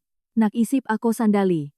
Si Imelda. Nasa kanya ang susi o alam niya kung nasaan. At nagtitiwala ka sa kanya. Hindi. Pero takot siya sa akin at minsan mas mabuti ang takot. Kinuha ko ang phone ko. Tinawagan ko ang numero ng bahay. Sumagot si Kongkita. Madam Imelda, please. Isang sandali ng katahimikan. Tapos ang boses niyang pagod. Anong gusto mo na naman? Ang kahon. Imelda. Kailangan ko ngayong gabi. Impossible. Nandito si Anton. Wala sa sarili. Tinanggal niya ang mga kasambahay. Ako na lang ang natitira at hindi siya lumalabas ng study niya. Kung ganun ikaw ang kumuha. Hindi ka niya paghihinalaan. Hintayin mong makatulog o malasing siya. Na palagi niyang ginagawa. Isang hikbi. Sa kabilang linya. Anak ko siya at isasama ka niya sa pakalugi. Akala mo ba kapag nakuhang triton ang lahat hahayaan ka nilang manatili riyan? Itatapon ka nila sa kalsada. Imelda, gaya ko. Nagsalita ako ng mabagal at malino. Tulungan mo ako at pangga ko. Magkakaroon ka ng apartment. Allowance. Malayo dito. Malayo sa kanya. Katahimikan. Matagal. Tanging ang putol-putol na pahinga lang niya. Ang susi. Laging nasa kitchen niya. Hindi ko kaya. Kung ganun. Nasaan ba talaga ang kahon? Sa likod ng portrait ni Santiago. Sa study may panel na nag-slide. Nakabaon ang kahon sa pader at walang combination. Pisikal na susi. Iisa lang. Nagmura ako sa isip ko. Anong oras siya natutulog? Kamakailan? Madaling araw na. Umiinom. Nanonood ng balita. Tungkol sa bankruptcy. Kapag nakatulog siya, tawagan mo ako. Papasok kami. I-distract mo lang siya o siguraduhin mong tulog siya. Kabaliwan to. Kung mahuli niya tayo. Kung hindi natin gagawin to, pareho tayong talo. Halos isigaw ko. Binabaan ko ang boses. Imelda, ito na lang ang paraan. Tulungan mo ako. Isa pang katahimikan. Tapos isang buntong hiningang suko. Tatawagan kita. Binaba ko. Nanalaki ang mga mata ni Sarah na nakatingin sa akin. Papasukin natin ang bahay. Oh. Paano kung tumawag siyang ng pulis? Hindi niya gagawin. Mas takot siyang mawalan ng lahat kaysa sa atin. Mabagal. At nakakakabahang gapon. Sinur namin ang mga files ni Liza. May iba pa, marami pa. Mga internal documents ng Triton. Restructuring plans. Listahan ng mass layoffs. Si Klaus Reinhardt ay isang mamatay tao na nakasuot ng suit. Tumawag si Edgardo. Kumpleto na ang pagbili ng utang. Opisyal na akong mayari nga utangang Macharay Enterprises. Isang kakaiba at mapait na kapangyarihan. Ang susunod ay ang hearing bukas, sabi niya. Laban sa kaso ni Anton. Inihanda ko na ang lahat. Kasama na ang request for preliminary injunction laban sa kanya dahil sa pagtatago ng mga utang. Gamit ang promissory note, dudurugin natin siya. Pinagtatrabahuhan ko na. Gabi na nang tumunok ang phone ko. Isang private number. Sinagot ko. Si Kongkita ito. Boses en kasambahay. Isang bulong na takot na takot. Pinatawagan po kayo ni Madam Imelda. Nakatulog na si Sir Anton sa study kasama ang basyong boteng koknyak. Mahimbing ang tulog niya. Ang pinto sa likod. Iniwan ko itong bukas ng kaunti.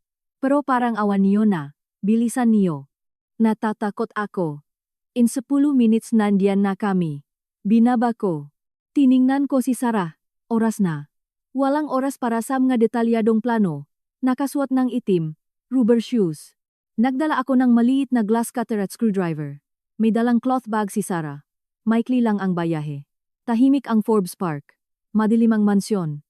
Tanging malabong ilaw sa taas. Ang study. Nakabukas ng kaunti ang back door. 1 sentimetro. Tinulak ko. Tumunog. Pumasok kami sa dilim ngang kusina. Kabisado ko ang bahay na ito parang likot ng kamay ko. Bawat lagitik ng sahig. Umakyat kami sa service stairs. Tahimik hanggang sa second floor. Nasa dulo ng hallway ang study. Nakabukas ng kaunti ang pinto. Rinig ang malakas na hilik ng lasing. Sumilip ako. Nakabulakta si Anton sa leather chair, isang basyong bote sa lapak, bukas ang TV na walang sounds. Ang portrait ng ama niya. Isang malaking oil painting. Nakatitik sa kanya mula sa pader. Pumasok kami. Amoy alak at sigarilyo ang hangin. Naiwan si Sarah sa pinto para magbantay. Lumapit ako sa portrait. Mabigat ito. Iniangat ko ng maingat. Sa likod, gaya ngang sabi ni Imelda, may wood panel na walang hawakan. Pinindot ko ang isang side. Dumausdos ito na may mahinang click. Lumabas ang isang fault. Malit, nakabaon, luma, na may keyhole. Nakmura ako. Kailangan namin ng susi. Nahanap ako sa magulong mesa ni Anton. Isang wallet, binuksan ko, pera, cards at isang keychain na may ilang susi.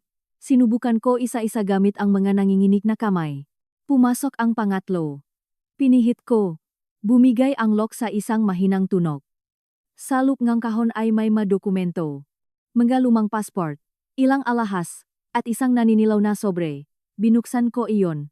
Iyon ang promissory note, ang original, na may pirma ni Santiago at may iba pa, malumang black and white photos ni Santiago kasama ang isang mas batang lalaki sa isang bar. Parehong nakangiti. Ang mas batang lalaki ay kamuha ni Roy at may isa pang dokumento. Isang deed of sale ng shares sa isang kumpanyang tinatawon la Northern Shipping Inc., pinirmahan ni Santiago Macharaik at neng lalaki sa picture. Ang pangalan niya ay Juan Navarro, ama ni Roy. Doon ko naintindihan. Hindi lang ito utang sa sugal. Mas luma itong business debt. Isang partnership na nagkaproblema. Mas personal ito kaysa sa sinabi ni Roy. Itinago ko lahat sa bag. Ang promissory note, ang mga pictures, ang kontrata. Isinara ko ang kahon. Binalik ko ang panel. Iniangat ko ang painting para ibalik ng may matinis na lagitik na pumuno sa kwarto. Ang kahoy na sahik sa ilalim ng paa ko. Umungol si Anton sa upuan. Gumalaw siya. Sino? Sinong nendyan? Makapal at lasing ang boses niya. Nanatili kaming nakatayo. Nakadikit si Sarah sa pinto. Ako sa tabing painting. Hawak ito. Kalahating nakasabit. Hirap siyang bumangon. Tumingin sa paligid ng may nanlalabong nga mata. Hindi niya kami agad nakita. Malabo ang ilaw. Mama? Ungol niya. Tapos napunta sa akin ang paningin niya. Nanlaki ang mga mata niya. Ikaw. Napatalon siya. Sumusuray. Bumangga siya sa mesa. Magnanakaw. Bumalik ka para nakawan ako ulit. Wala akong ginalaw na sayo, Anton. Sabi ko sabay baba ng painting. Mas kalmado ang boses ko kaysa sa nararamdaman ko. Nandito lang ako para kunin kung anong akin. Walang sayo. Ungal niya. Sumulong siya papalapit sa akin. Amoy pawis at alak siya. Lahat ay akin. Ang kumpanya, ang bahay na to, lahat. Gumalaw si Sarah. Pumagit na siya sa aming dalawa. Sir Anton, kumalma po kayo. Tinulak niya ito ng malakas. Tumalsik si Sarah sa pader. Manahimik kang utusan ka. Sumugot siya sa akin. Itinaas ko ang painting bilang panangga. Bumangga ang katawan niya rito. Lumagitik ang kahoy. Nahulog ang portrait ng ama niya sa sahig. Nabasak ang salamin. Tiningnan ni Anton ang sirang painting. Ang kanyang mukha ay nag-iba dahil sa purong galit. Sinira mo ang papa ko. Sinampal ka sana ngang papa mo sa ginawa mo. Asik ko. Sumuntok siya. Mahina. Iniwasan ko iyon. Tumama siya sa gilid ng fireplace. Umalulong siya sa sakit. Iyon na ang pagkakataon. Tinula ko ng buong lakas. Tumumba siya patalikot sa mga basak na salamin. Tayo na. Sigaw ko kay Sarah. Nakatayo na siya. Tumakbo kami palabas ang study. Bumaba ang hagdan ng mabilis. Narinig namin ang masigaw niya sa likod. Babalikan kita. Papatayin kita. Nakabukas pa rin ang backdoor. Lumabas kami sa malamig na gabi. Tumakbo kami papunta sa kotse na nakaparada malayo sa bahay. Pinaandar namin eksakto nang lumitaw si Anton sa main door. Nakayapak, sumisigaw ng walang kwenta sa walang taong kalye. Nagdadrive si Sarah na humihingal. Ayos ka lang. Oh. At ikaw? Pasalang? Huminga siyang malalim. Nakuha mo. Ang promissory note. Tumango ako. Yakap ang bag sa dibdib ko. Nakuha ko at marami pa. Tumingin ako sa bintana. Ang figura ni Anton ay palit ng palit. Sumisigaw sa kawalan. Sira parang painting ng papa niya. Ngayon nasa akin ang promissory note. Nasa akin ang impormasyon tungkol sa Triton. Nasa akin ang utang ng kumpanya. Bukas, sa korte, siya na ang kailangang magdepensa sa sarili niya. Siya at hindi ako. Pero habang tinitingnan ko ang malitratong ninakaw ko, sina Santiago at Juan na nakangiti, alam kong hindi ito natatapos kay Anton. Mas malalim pa ito, aabot sa henerasyon. At kakapasok ko lang ng gakamay ko sa pugat ng ahas na mas malalim pa sa inaakala ko. Uwi na tayo. Sabi ko habang dinadaanan namin ang Maynila. Kailangan nating ihanda lahat para bukas. Bukas ang unang araw ng totoong giyera. At sa wakas ay may mabala na ako. Amoy wax at takot ang Branch 42. 10 nga umaga. Halos walang tao sa loop ng korte. Ilang tao ang naghihintay. Journalist na nakbubulungan.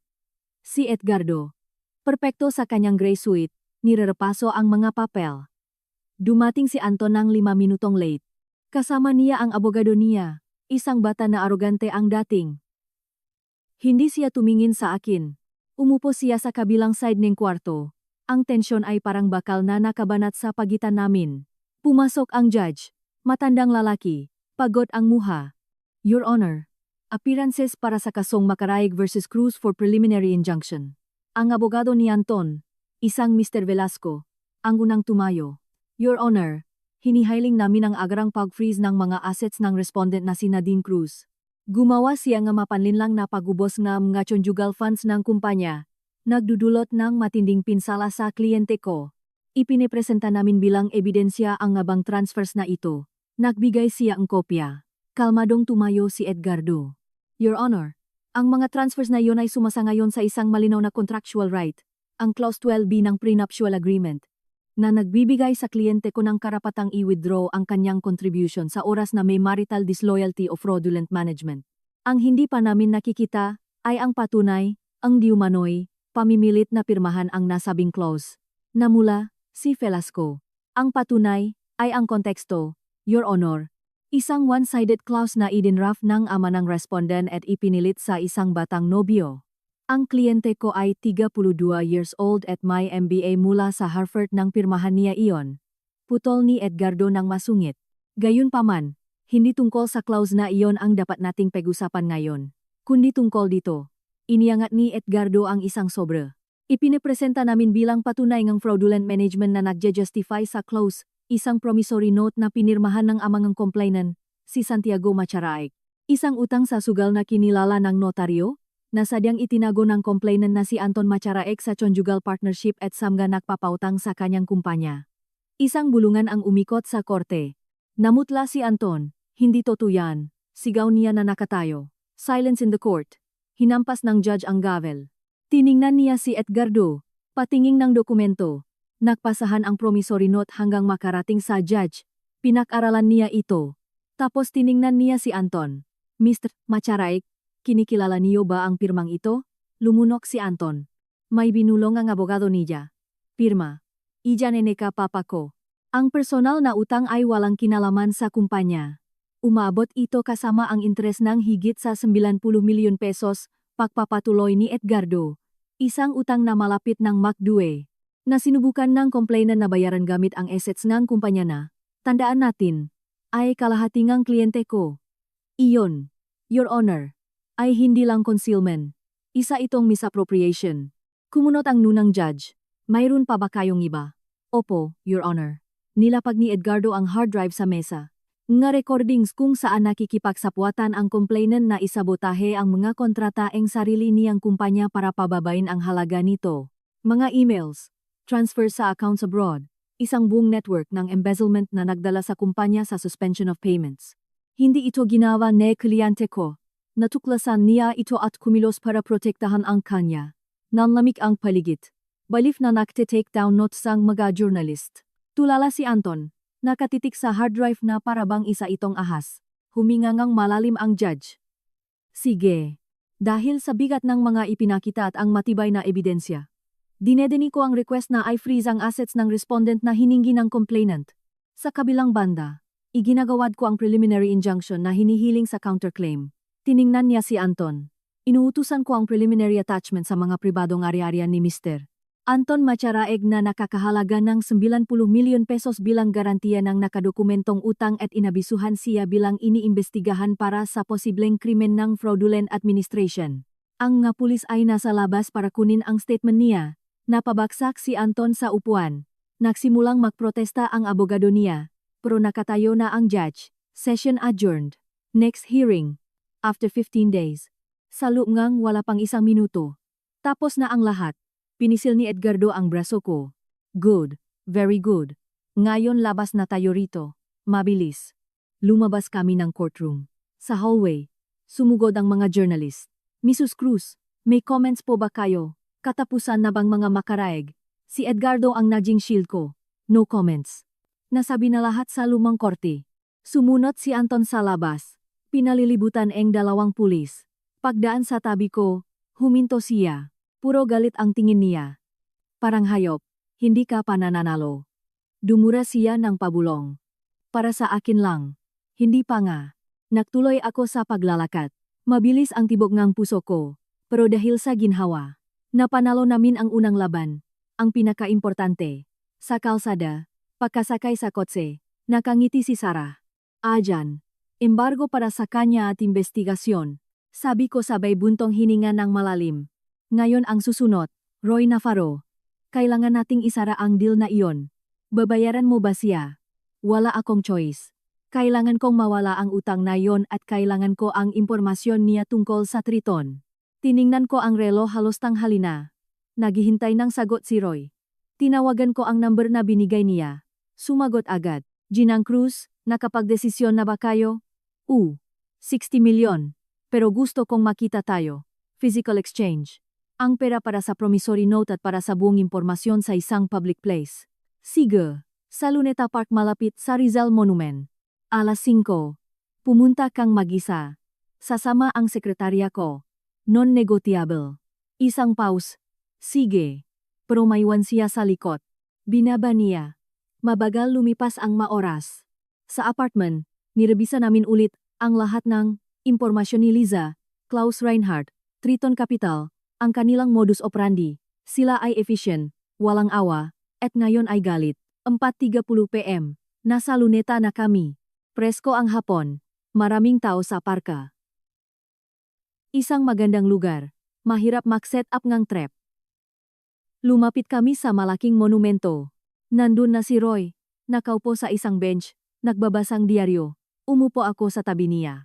Nanatiling nakatayo si Sarah ilang metro ang layo. Nagbabantay. Dala mo ang pera. Tanong niya nang hindi tumitingin. Ready na ang transfer. Ibigay mo ang account number. Pero kailangan ko munang makita ang lahat. Nilabas niya ang isang manipis na folder. Ang original promissory note, gaya ng napag-usapan. Pinatong niya yon sa diaryo. Ni-review ko. Pareho nga, at ito, nagdagdag siya ng isang flash drive. Complete dossiers ng Triton. Structure, operations nila sa Pilipinas. Mga pangalan ng dumi at mga panunuhol sa mga politiko. Sa media. Dinamita ito. Paano niyo nakuha ito? May mga paraan din kami. Sa unang pagkakataon, nagpakita siyang half smile. Gimawa sila ang masama sa amin. Ito ang pahihiganti. At isang magandang negosyo. Inabutan ko siyang ng papel na may detalyang account sa Hong Kong. Ang transfer ay ma-activate kapag na-verify ko na ang laman ng flash drive. In 1 hour. Tumango siya. Patas lang. Pero isang babala. Ginang Cruz. Alam na ni Reinhardt na ikaw ang may hawak ng utang at hindi siya masaya. Sanay silang manalo. Gumagalaw sila ang mapiyesa. Mag-ingat ka sa abogado mo. Isang kirot ng lamik. Si Edgardo. Hindi. Ang isa pa. Yung batang si Velasco. Mas mahal ang bayad sa kanya kaysa sa kayang ibayat ni Anton. Isipin mo kung sino ang nakbabayat ng sweldo niya. Tinago niya ang diaryo. The deal is done. Good luck. Kakailanganin mo. Naglakad siya papalayo at humalo sa mga taong namamasyal. Lumapit si Sarah. Ayos lahat? Hindi ko alam. Bulong ko na nakayapos sa folder at flash drive. Sabi niya si Velasco. Abogado ni Anton. Ay bayat ng Triton. Kumunot ang nuni Sarah. Ibig sabihin sinusuportahan ng Triton si Anton ng legal para pahirapan ka. O makahanap ng gagamitin laban sa akin. Tumayo ako. Tayo na. Kailangan kong makita ito. Pakbalik sa apartment, kinonekta ko ang flash drive. Tulad nga ngang sinabi ni Roy. Detalyadong impormasyon, brutal. May galamay ang Triton kahit saan at ang plano nila para sa Macharaig ay mas malala pa sa inasahan ko. Gusto nila ang mine factory, sa labas ng Maynila. Napakamahal ng lupa dun. Ang natitira, pati na ang Centennial brand, ay itatapon. Ang nga empleyado ay hindi na kailangan. Sa mga dokumento may nakita akong nagpapanlamig ng dugo ko. Isang intelligence report tungkol sa akin. May mga recent pictures ko na labas-masok sa apartment. May isang paragraph. Subject: Nadine Cruz. Profile: resilient, intelligent, impulsive for revenge. Probable weak point: loyalty to collaborators. Si Sarah M. Pressure on them. Could achieve concessions. Tiningnan ko si Sarah na nagre-review ng ibang papel. Hindi nila alam na siya ang strong point ko, hindi weakness. Pero malinaw ang banta. Tumunog ang phone ko. Si Edgardo iyon. Ang boses niya ay kakaiba. Tense. Nadine, may nangyari. Ano? Kakatanggap ko lang ng subpoena mula sa Securities and Exchange Commission, SEC. Iniimbestigahan nila ang pagbilingang utang ng Macharaig Enterprises. Sinasabi nilang posibleng insider trading, na ikaw bilang asawa ay alam mong babagsak ang kumpanya at binili mo ang utang para kumita. Kalokohan iyan. Binili ko iyon para hindi makuha ang Triton. Alam ko, pero seryosong akusasyon niyan. Pwede nilang i-freeze ang operation, at i-fine ka, at may iba pa. Nag-alangan siya. Naka-freeze na ang mga professional accounts ko. Nadine, bilang bahagi ng investigasyon, hindi na kita pwedeng i-represent officially hanggang hindi nalilinawan. To, conflict of interest. Sumandal ako sa pader. Isa itong masterstroke, madumi, legal. Inaagawan nila ako ng abogado ko. Ang best defense ko. Triton ito. Sabi ko nang tuyo ang lalamunan. Siguradong may impluensya sila. Ang bilis nilang humala. Mukhang kalit at frustrated si Edgardo. I recommend ko ang isang kasamahan. Miguel Angel Soriano. Magaling siya. Best in commercial law. Tatawagan ko na siya ngayon. Nadine, I'm sorry. Hindi mo kasalanan to. Giyera ito. Mag-ingat ka. Edgardo, ikaw na lang mag-isa sa legal front ngayon. Binaba ko. Ang euforia noong umaga ay naglaho. Ngayon may SHA na nag-imbestiga sa akin at ang abogado ko ay out of the game. Nakatingin sa akin si Sarah nang may pag-alala. Anong gagawin natin? Tatawagan natin si Soriano at ihahanda ang counteroffensive. Hinilot ko ang mukha ko. Nasa atin ang impormasyon ni Roy. Pwede nating ilik sa media. Para malaman nila kung paano mag-operate ang Triton. Sirain ang pangalan nila. Paano kung delikado? Lahat delikado na ngayon. Tumingin ako sa bintana. Kumakagat na ang dilim sa Maynila. Pero hindi tayo pwedeng manahimik lang. Kung inaatake nila tayo sa isang flank, atake tayo sa kabila. Nahintay ako ng isang oras. Kinumpirma ko na natuloy. Ang transfer kay Roy. Akin na ang promissory note. Burado na ang utang nila. Isa na lang. Tapos tinawagan ko ang isang economic journalist. Isa na kakilala at may magandang relasyon sa ama ko. Kinwento ko sa kanya anonymously na may explosive information ako tungkol sa mga vulture funds at bribery. Nagkita kami sa isang safe bar sa Makati makalipas ang isang oras. Sasama ako sayo, mariing sabi ni Sarah. Hindi, mas mapanganib. Dito ka lang. Kung may mangyari sa akin, may makopya kang lahat. Iliak mo sa lahat ng media.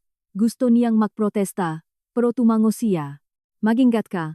Lumabas ako. Madilim ang gabi. Sa bar, isang discreet na lugar, ang journalist, isang lalaking 50 na nangyanggalang Rafa, ay naghihintay na. Ilang taon din akong walang balita sa'yo, Nadine. Condolence pala sa papa mo. Salamat, Rafa. Ito ay tungkol sa sumunod na nangyari. Nilapag ko ang kopya ng flash drive sa mesa. Lahat nandito. Triton Capital. Suhol sa mga opisyal para pabilisin ang bankruptcy. Plano ng mas layoffs. Ang operation nila sa Macharaig Enterprises. Sayo na. Pero hindi dapat malaman na galing sa akin. Kinuha niya ang flash drive. Seryoso. Mabigat to. Maraming ulong-gugulong dito. Iyon ang plano. At anong mapapala mo rito? Panahon. At konting hustisya. Tumango siya. Lalabas bukas ng front page. Online ngayong gabi. Tinago niya ang flash drive. Magingat ka, Nadine. Hindi naglalaro ang nga taong to. Lumabas ako eng bar. Nakaramdam ako eng konting gaan. Nailunsad ko na ang counterattack. Ngayon maghihintay eng reaksyon. Naglalakad ako papunta sa kung saan ko iniwan ang kotse, sa isang side street nang may mapansin ako. Isang itim na kotse na naka-idle ang makina sa kabilang kalsada. Walang tao sa loop. Pero nakatingin ito sa akin. Naramdaman ko iyon. Binilisan ko ang lakad. Narinig kong may mamabilis na yabak sa likod ko. Higit sa isang tao. Hindi ako tumakbo. Walang kwenta iyon. Huminto ako at lumingon. Pinasok ko ang kamay ko sa bag ko kung saan may maliit akong pepper spray. Dalawang malalaking lalaki. Naka-sports jacket. Ginang Cruz. Gusto kayong makausap ni Mr. Reinhardt ngayon. Wala akong dapat pag-usapan sa taong yon, sabi ko ng matatag ang boses. Namimilit kami. Humakbang ng isa ang isa sa kanila. Sa sandaling iyon, maka nakakabulak na headlights ang nakliwanak sa kalsada.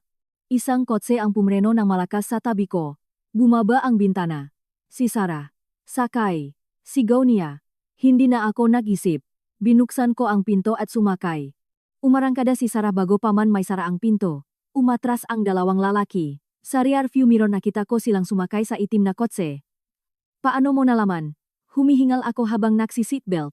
Sinundan kita just in case. Nakita ko ang kotse. Na-feel ko ang trap. Lumiko siya nang biglaan sa mamakikitit na kali. Saan? Sa pulisya. Hindi. Hindi pa. Huminga ako ng malalim. Uwi na. Pero hindi sa apartment. Sa ibang lugar. Hindi lang nakikipaglaro si Klaus Reinhardt sa mga abogado at papel. Ngayon nakikipaglaro na siya sa mga guns. Lumaki ang giyera at kailangan kong maging handa sa anumang mangyari. Tumingin ako sa bintana. Dumadaan ang Maynila na parang malabo. Hindi ko na ito siyudad.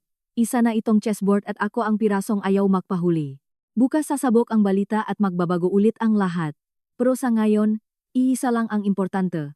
Mabuhay para makita iyon. Amoy bagong pintura ang safe house. Isang apartment na nirerentahan by the hour sa Malate. Hindi kami nakatulog ni Sarah doon. Si AM, binuksan namin ang TV. Sa business channel, nagsasalita ang anchor ng seryoso. Isang massive leak ang nanggulat sa mundo ng investment funds. Mga internal documents ng Triton Capital ang nagpakita ng panunuhol, media pressure at mga plano para tanggalin ang higit sa 300 tao sa Maynila. Inanunsyo ng SEC na mag-imbestiga sila. Inilipat namin ang channel. Sa national news, nasa second place ang kwento. Mga kuha sa factory ng Makarayeg. Mga nagalalang manggagawa. Picture ko, luma. Mula sa isang charity event. Hindi nila sinabi ang pangalan ko bilang source. Leak documents lang ang sabi nila. Gumana, bulong ni Sarah. Nasa lahat ng balita. Nagsimulang magvibrata ang phone ko. Una, Edgardo. Nagawa mo. Sinuspinde engsek ang investigasyon laban sa iyo. Ngayon nakatingin silang lahat sa Triton. Duguan sila ngayon. At ang sitwasyon mo. Inunfreeze na nila ang mga accounts ko. Malinaw na pressure lang yon. Pero ngayon on the defensive sila. Good job na din. Binaba niya. Ang susunod na tawag ay galing sa unknown international number, Germany. Sinagot ko, hello. Ginang Cruz. Ang boses ay malamig at may perpektong German accent. Klaus Reinhardt. Naging interesting play iyon.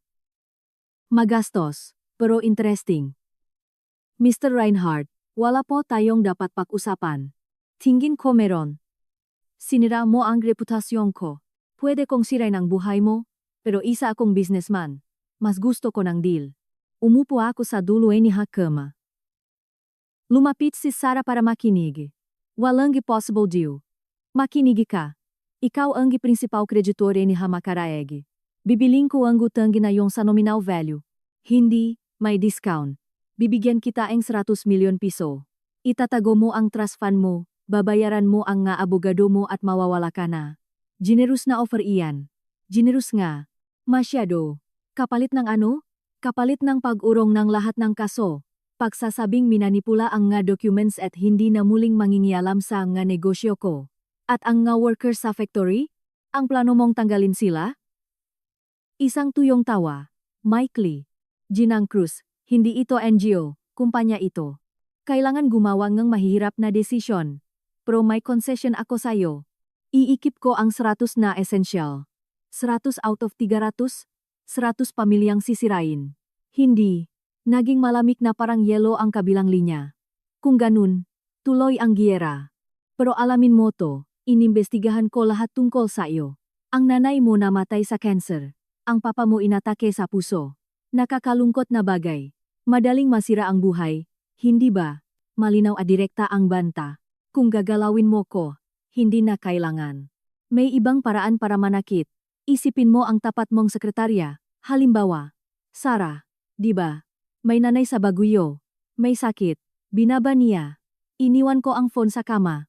Nanginginig ang kamay ko sa galit. Sa takot. Anong sabi niya? Tanong ni Sarah na namumutla. Isang offer at isang banta tungkol sa nanay mo. Natigilan siya. Tapos tumango ng may matinding determinasyon sa mga mata. Tatawagan ko ang kapatid ko. Dadalhin niya si mama sa bahay niya sa La Union. Magiging ligtas siya doon. Sarah, I'm sorry. Nawawala na sa kontrol to. Hindi. Ito ang tunay na sila. Mga hayop. Ngayon alam na natin. Kinuha niya ang phone niya. Tumawag ng mabilis. Nagbigay ng instructions. Tapos bumalik sa akin. Done. Ngayon, anong gagawin natin? Kailangan nating umatake ng mas malakas. Kailangan nating pumunta sa pulis. Dala ang lahat. Nagtitiwala ba tayo sa pulis? Hindi. Pero yon ang logical next step at magbibigay ng mas matinding public pressure sa Triton. Habang nahahanda kami, tumunok ang doorbell ng apartment. Nakatinginan kaming alarmet. Hindi ito hotel. Walang may alam na nandito kami. Sumilip ako sa peephole. Si Imelda, haggard, nakasuot na gusot na coat. Binuksan ko ang pinto. Paano mo kami nahanap? Si Edgardo. Nagmakawa siya. Kailangan kong makausap ka. Pumasok siyang nanginginig. Si Antong. Out of control siya. Kagabi umuwi siya. Nanira ng gamit. Sabi niya pupuntahan ka niya, na kung hindi niya makukuha ang kumpanya, walang sinuman ang makakakuha nito. Hayaan mong subukan niya. Sabi ko ngang malami. Hindi mo naiintindihan. Punong totong luha. Ang ngamata niya. Kumuha siyang baril. Ang baril ang tatay niya. Sabi niya.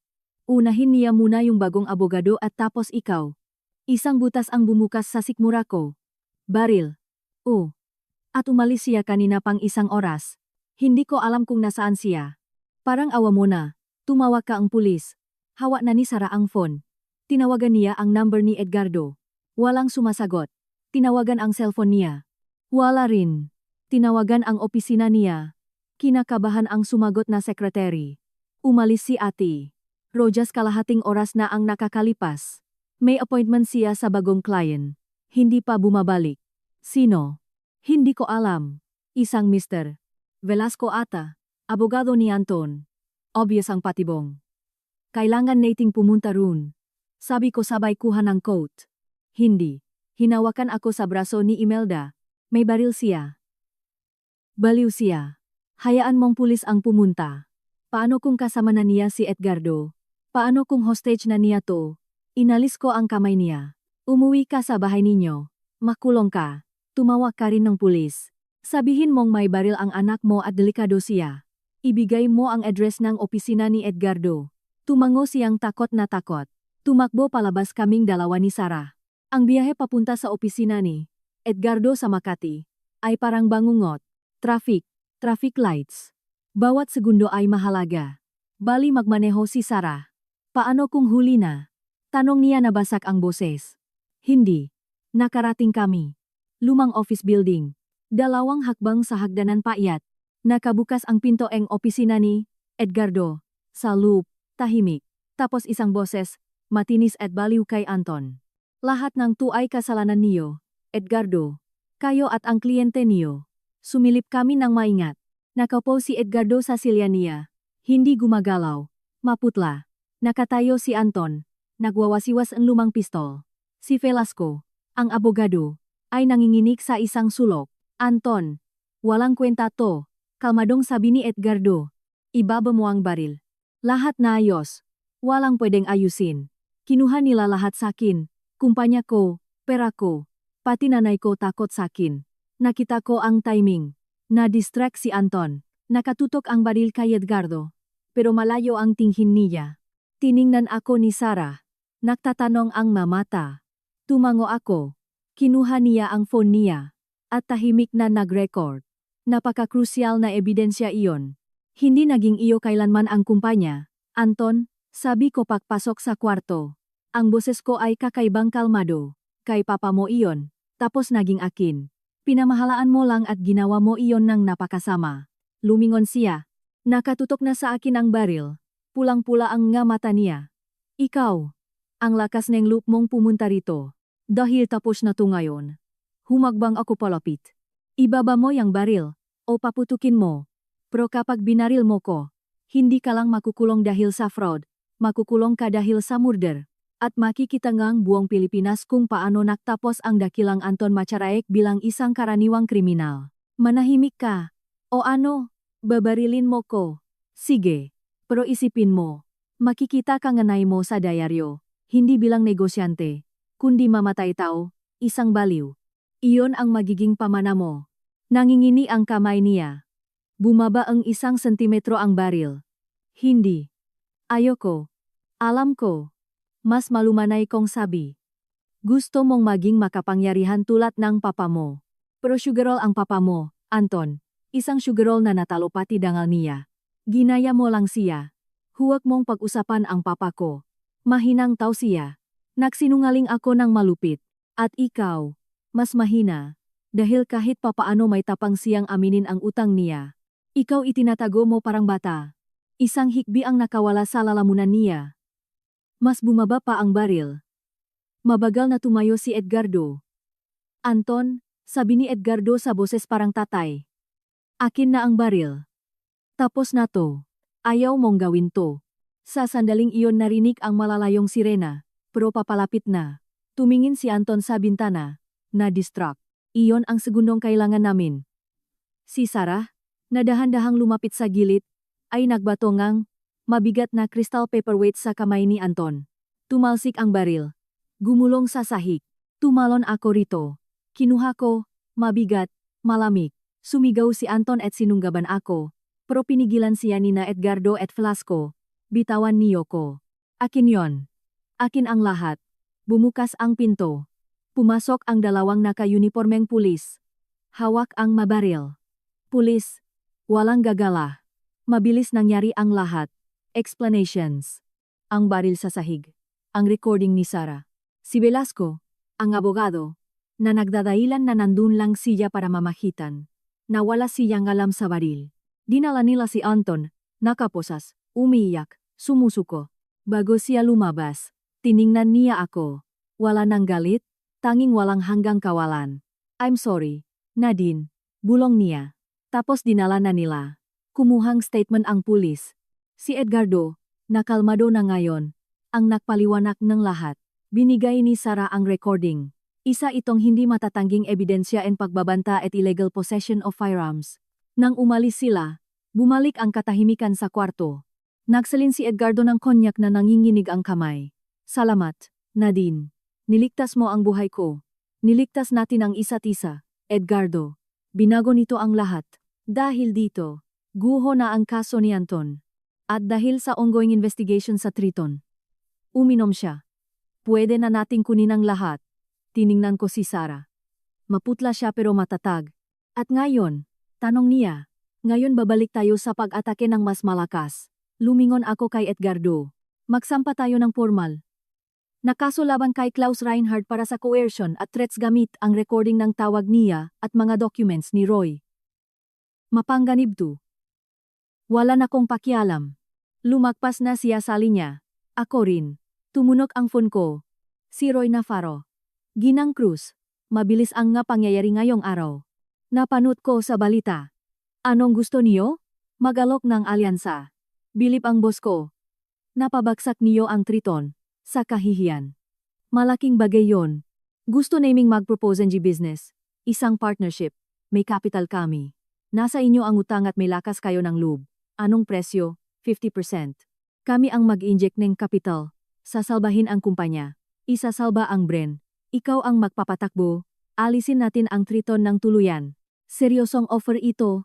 Isang paraan para makaahon. Pero kasunduan ito sa iba pang Bisaya. Pero, Kailangan kong pag-isipan. May 24 hours po kayo. Andun pa rin ang offer ni Reinhard. Ayon sa sources ko, pero mas maganda ang sa amin. Taga rito kami. Naiintindihan namin ang bansa. Hindi niya binaba. Tiningnan ako ni Edgardo, ay sa pang-offer mula sa Cebu. Gustong maging partners. Ay safe ang kumpanya. At anong gusto mo, Nadine? Seryosong tanong niya. Pera. Paghihiganti o isalba ang itinulong itayo ng ama mo? Napag-isip ako. Ang ama ko. Ang pera niya. Ang pagdududa niya. Ang pag-ibig niya. Hindi ko ginawa lahat ng ito para lang sa paghiganti. Ginawa ko ito para sa hustisya. Pero ang hustisya na walang habag ay isa lamang pormang kalupitan. Gusto kong isalba ang kumpanya, sabi ko sa wakas. At gusto kong pagbayaran ito ni Anton. Pero hindi siya mabubulok sa kulungan. Gusto kong hindi mawalan ng trabaho ang nga empleyado at gusto kong umalis sa Pilipinas ang Triton ng tuluyan. Ngumiti si Edgardo na pagod. Kung ganun marami tayong trabaho. Alam ko. Tiningnan ko si Sarah. Sasama ka pa ba sa akin? Hanggang sa dulo, ginang. Kung ganun, tawagan na natin si Soriano at ihanda natin ang final counter-offensive. May 24 hours tayo para magdesisyon sa future. Lumabas kami na opisina. Gabi na sa Maynila. Nagniningning ang siyudad, pero may nagbago na. Wala na si Anton. Exposed na ang banta ni Triton. At ako sa unang pagkakataon. Hindi na. Lang nakdepensa sa sarili. Nakpaplano na ako kung paano manalo. Pagbaba namin sa kalsada, may naghihintay na itim na kotse. Hindi galing sa Triton. Local car brand Ion. Mula sa passenger seat bumaba si Roy Navarro. Lumapit siya. Nagbago ba isip mo? Hindi. 24 hours. Gusto kang makita ng boss ko. Ngayon. Sa Cebu, may private jet na naghihintay sa Naya para dalhin ka at ang sekretarya mo. Bakit kailangang magmadali? Dahil hindi maghihintay si Reinhard. May private flight siya papuntang Maynila ngayong gabi para ayusin to personally. At kapag dumating siya ng personal, pumapangit ang sitwasyon. Ang offer namin na proteksyon ay ngayon o hindi na kailanman. Tiningnan ko si Sarah, si Edgardo, at ang siyudad. Isang kabaliwan ang sumakay sa eroplano kasama ang lalaking gaya ni Roy. Puntahan ang boss na kung sino man iyon. Pero ito rin ang kaysa isang huling move na meron ako. Ang tanging paraan para harapin si Reinhard ng patas na may hukbo sa likod ko. Sige, sabi ko. Punta tayong Cebu. Tumango si Roy. Nasisiyahan. Binuksan niya ang pinto ng kotse. After you, Ginang Cruz. Bago ako sumakay, lumingon ako sa likod, sa building ni Edgardo. Sa past life ko, gumuho na iyon. Ngayon, future na lang ang natitira. At isang flight papuntang South, papunta sa hindi kilala, papunta sa isang deal na pwedeng iligtas ang lahat o tuluyan akong isawsa. Sumakay akong kotse, nasa tabi ko si Sarah. Sumara ang nga pinto at umalis ang kotse, dinala kami papunta sa gabi, papunta sa huling galaw. Maliit at luxurious ang private jet, tahimik. Nasa harap si Roy, may kausap sa phone. Bisaya at mahina ang boses. Kami ni Sarah ay nasa likod. Nag-take off ang eroplano pa south. Uminom ako ng tubig. Nanginginig ng konti ang kamay ko. Anong alam natin sa boss niya? Tanong ko kay Roy nang ibaba niya ang phone. Ang pangalan niya ay Surso Navarro. Tito ko. Isa siyang negosyante mula sa south, yung Totu. Magalang ang tono niya. Itinayo niya ang empire niya from scratch. Shipping lines, fishing, real estate. Alam niya ang pakikipaglaban. At bakit niya gusto ang Makaraig Enterprise? Hindi niya gusto yon. Gusto niya ang lupay ng factory at ang brand para sa isang project. Tiningnan niya ako sa rearview mirror. Pero higit sa lahat, ayaw niya kay Reinhard dito. Sabi niya ang mga foreign vultures na hindi nirerespeto ang mga tao ay isang peste. Pagkalipas ng isang oras, lumapag kami sa Mactan Airport. Isang itim na van ang naghihintay. Na-drive kami sa magabasang kalsada sa pagitan ng berdeng burol papunta sa dagat. Nakarating kami sa isang lumang bahay na bato sa tapat ng dagat. Hindi iyon mansyon, malaki lang, matibay, may view na gray na tubig. Isang matandang lalaki ang naghihintay sa amin sa pinto. Surso Navarro, maikli ang puting buhok, clear blue eyes, posibleng mestizo. Nakamakapal na sweater, mukha siyang marinero kaysa magnate. Ginang Cruz. Ang boses niya ay malalim na may matapang na Bisaya accent. Inilahat niya ang malaki at magalyong kamay. Tuloy kayo. Malamig. Pumasok kami. Mainit ang bahay. Gawa sa kahoy. Puno nga libro ang shelves. Amoy kahoy na sinusunog at kape. Umupo kami malapit sa fireplace kung saan may sumusunog na mga kahoy. Kinwento na lahat ng pamangkin ko, sabi niya na siya mismo ang nagsasalin ng kape. May tapang ka. Gusto ng kapatid kong si Juan, tatay ni Roy, ang biyenan mo, si Santiago. Naglalaro sila, pero si Santiago ay masamang player. Sa poker at sa buhay, may utang na pera ang biyenan mo sa amin. Oh, pero hindi lang pera. Bumuntong hininga siya. 20 years ago naging mag-partner kami sa isang export business. Tinraidor niya ako. Kinuha niya ang isang malaking contract gamit ang information na pinagkatiwala ko sa kanya. Mas nasaktan ako sa betrayal kaysa sa pera. Uminom siya. Ang promissory note sa casino ay isang paraan para pagbayarin siya kahit paano. Isang bad joke. Hindi ko inisip na singilin ng totoo. Hanggang sa mamatay siya at ang anak niya nagsimulang makipagnegosyo sa mga taong tulad ni Reynard. Tapos, kung gayon, paghihiganti ito, hindi, paglilinis ito. Tumitik ang mga mata niya sa akin. Itong mataga-triton na dumarating, nagnanakaw at umalis, nag-iwan ng pakasira. Ayokong ganon. Nakaroon kang lakas ng loob para harapin sila. Nag-offer akong army para palayasin sila. Anong presyo? Sabi mo 50%. Oo, pero hindi sa capital. Sa profit for 10 years. Ikaw ang magpapatakbo ng kumpanya. Magre-restructure. Isasalba mo ang nga trabaho na kaya mo. Ako ang maglalagay ng pera para bayaran ang utang sa mga bangko at bayaran ang Triton para umalis na sila. Kapalit, 50% NG earnings kapag na-establish na ulit at i-develop natin ang lupa sa factory together. Affordable housing na may malit na industrial park. Something na magiwan ng maganda sa siyudad. Isang napakagandang offer. Too good to be true. Bakit? Pwede mo namang bilhin ang utang mismo at kunin lahat. Dahil 72 years old na ko. Dahil ayaw ng anak ko sa negosyong ito. Isa siyang musisyan. At bakit pa? Ngumiti siya sa unang pagkakataon. Isang malungkot na ngiti. Dahil baka magustuhan ng kapatid ko na mayos ang lahat. Siya at si Santiago, bago ang betrayal, ay makaibigang toto. Gusto kong isara ang circle na yon sa malinis na paraan. Tiningnan ko si Sarah. Namamangha siya. Tumango ako ng halos hindi mapansin. Toto ito. Pumapayag ako, sabi ko, pero may isang kondisyon. Na ang priority ay ang nga manggagawa, na bibigyan silang relocation, training at ang brand ng Macharayg ay mananatiling buhay.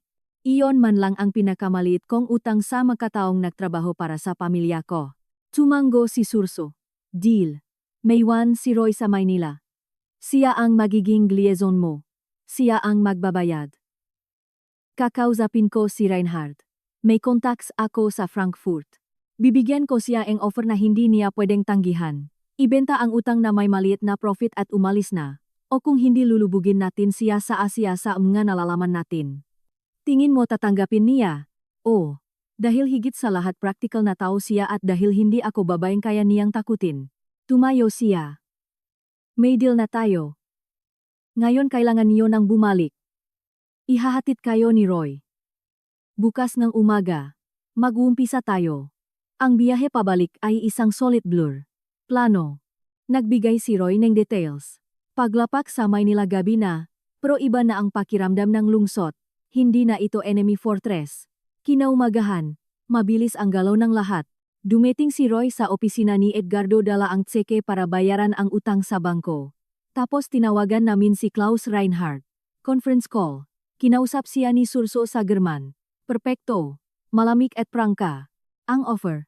Bibilhin namin ang utang nila. With a 5% profit or IPA. Publish namin ang dossier. Sa mga negosyo nila. Sa Southeast Asia. Dossier na hawak ni Surso. Nakmura si Reinhard, pero pumayag. Salup ng isang oras tapos na. Napakadali. Pagkatapos ng lahat ng pagdurusa, na-resolve ito ng seke at isang mas malaking banta. Pero ganyan ang mundo ang malalaking pating. Nagrerespetuhan sila depende sa laki nga ngipin. Habang ang sitwasyon ni Anton, nasa preventive imprisonment, naghihintay ng trial. Hahawakan ni Edgardo ang depensa niya bilang professional obligation. Pero sobrang lala ng ebidensya. Ang baril, ang recordings. Malamang isang maikling sentensya. pero makukulong pa rin. 2 linggo ang lumipas. Ang Macharek Enterprises, na ngayon ay nasa ilalim ng kontrol ng isang bagong kumpanya na Navarro at Cruz Inc., ay nakaalis na sa suspension of payments. Ipinatawag namin ang mga workers sa factory. Iyon ang pinakamahirap na moment. Daan-daang muha, umaasa, takot. Umakyat ako sa isang maliit na stage. Huminga akong malalim. Alam kong ang manakaraang buwan ay naging isang bangungot. Pasensya na. Nagsimula ako. Malakas ang boses ko sa katahimikan. Na-rescue ang kumpanya ng isang kumpanya mula Cebu at ng akin. Wala tayong tatanggalin. Isang bulungan ng ginhawa ang dumaan sa warehouse. Pero mahirap ang katotohanan. Hindi natin ma-maintain ang production sa dating level. Hindi, at least. Magre-reconvert tayo. Isang bahagi nitong warehouse ay magde-dedicate sa logistics para sa shipping line ng partners natin. Isa pang bahagi para sa isang bagong project na electronic components. Makakaroon ngang training para sa lahat. Yung nga gustong umalis, makakakuha ngang fair na separation pay. Yung nga gustong magstay, makakaroon ngang pwesto. Baka iba, pero may pwesto. Hindi ito isang standing ovation. Isa itong mabagal na palakpak, pagod, prototo. Isa itong future. Hindi sigurado, pero future. Pinuntahan ako ni Imelda the next day. Maputla. Humingi ang tawad sa lahat. Sabi ko hindi na kailangan. In-offer ko sa kanya ang apartment at ang allowance na pinangako ko sa isang maliit na probinsya. Malapit sa dagat, malayo sa Maynila. Tinanggap niya na may luha sa mata. Sabi niya na sa kulungan daw si Anton at humihiling na makausap ako. Sabi ko hindi. Hindi pa. Lumipas ang buwan, naging stable ang kumpanya. Naging Operations Director si Sarah. Magaling siya. Si Hoy naman ay naging isang ekselong administrator. Pragmatic. Loyal sa tito niya, pero fair. Isang araw nung taglagas nakatanggap ako ng email mula kay Liza galing Buenos Aires. Isang maikling message. Nadine, nakita kong nanalo ka. I'm happy. Ayos naman ako. May bagong work. Less exciting, mas safe. Minsan may hustisya pala talaga. Good luck. El binura ko. Hindi iyon friendship. Isa lang itong period. 6 na buwan pagkatapos ang blackout sa mansyon ng Mama Charaeg. Nasa bago na akong opisina na may viewing factory, na ngayon ay bukas at tumatakbo. Tumunog ang phone, galing sa presinto. Humihingi daw ng visit si Anton. Urgent. Pumunta ako. Hindi ko alam kung bakit. Siguro para ay close. Nasa likod siyang salamin. Mas payat, matanda. Pero mas kalmado na ang mga mata niya. Salamat sa pagpunta. Sabi niya. Anong gusto mo, Anton? Gusto ko lang sabihin na tama ka sa lahat. Naging duwag ako at isang tangga. Lumunok siya. At gusto ko nang pirmahan ang annulment papers ng walang gaway. Utang ko yon sa'yo at least. Napirmahan na. Ilang buwan na ang nakalipas. Tumango siya. Mabuti. At gumagana ba ang kumpanya? May trabaho ba ang mga tao? Oh, buti naman, bulong niya. Tapos tumingin siya sa akin. Sumusulat sa akin si Mama. Sabi niya ayos naman daw siya. Salamat dun. Deal yon. Kahit paano tumayo siya. Paalam, Nadine. Paalam, Anton. Lumabas ako ang kulungan. Malamig ang hangin pero presko. Wala akong naramdamang relief o panalo. Tanging isang malalim na pagod at kakaibang peace. Isang taon ang lumipas, ang kumpanya, ngayon ay Navarro at Cruz, ay may mga modest pero stable profits. Nasalba namin ang higit sa 60% ng mga trabaho at nag-create pa ng bago. Pumunta si Surso sa Maynila para sa isang board meeting. Satisfied siya. In-invite niya ako sa Cebu, sa bahay niya, para magpasko. May ibibigay raw siya sa akin. Sumama ako kay Sarah. Punongeng pamilya ang bahay niya. Tumatawa, kumakain, mga totoong tao. Dinala ako ni Surso sa study niya. Binigay niya sa akin ang isang sobregaling sa kapatid niyang si Juan. Para sa anak ni Santiago. Para kapag kalmado na ang lahat. Sa loob ay may sulat at picture ni na Santiago at Juan. Mga bata pa sa isang barko, nakangiti. Ang sulat ay mula kay Juan, sinulat bago mamatay. Pinapatawat niya ang utang, pinapatawat ang betrayal. Sinasabing mas importante ang pagkakaibigan. Ang gikapatid ko ay sentimental. Sabi ni Surso na pausang giboses. Pero tama siya. Kuning mo. Sayo na tuat gawing mo kungi, anong gusto mo dito.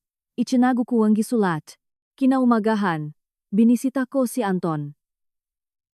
Ibinigay ko sa kanya. Binasa niya. Umiyak siya na parang bata. Sa unang pagkakataon, nakita ko ang pagsisisi. Hindi iyon ang pagpapatawad ko. Ito ay pagpapatawad ng isang patay. Pero baka sapat na yon sa kanya. Ngayon sa office ko sa Maynila. Pumasok si Sarah dala ang nga papel. Kumpleto na ang merger sa shipping line ng Cebu. Solid na kami. Nakangiti siya. At may call ka galing sa isang magazine. Gusto kang going entrepreneur of the year. Sabihin mo hindi. Sigurado ka. Good for the image too. Ayos na ang image natin. Tumayo ako. Tumingin sa bintana. Maingay ang pabrika. Tuloy ang buhay. Mas gusto ko ang maging anonymous at magtrabaho. Tumango siya nakangiti. Alam niyang ganon nga. Tumunok ang personal phone ko. Unknown number galing Mexico. Sinagot ko. Nadine. Si Anton to. Malayo ang boses niya pero malinaw. Binigyan nila ako ng parole. Good behavior. Pupunta ako ng Mexico para magumpisa ulit dala ang konting natitira sa akin. Gusto ko lang i-wish you luck. Talaga, isang buhol sa lalamunan. Ikaw rin, Anton, mag-ingat ka. Paalam, binaba niya. Binura ko ang number. Hindi ko sinafe. Pas na yon. Tiningnan ako ni Sarah. Ayos lang? Oh. Sagot ko. Nasa lugar na ang lahat. Umupo ako sa desko. May bago akong project.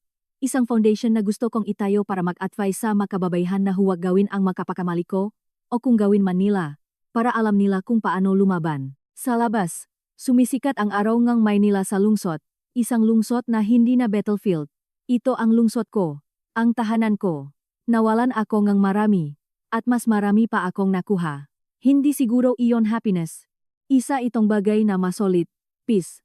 Ang buhay ko, sa wakas ay akin na. At iyon, sa huli, ang nag-iisang tagumpay na importante.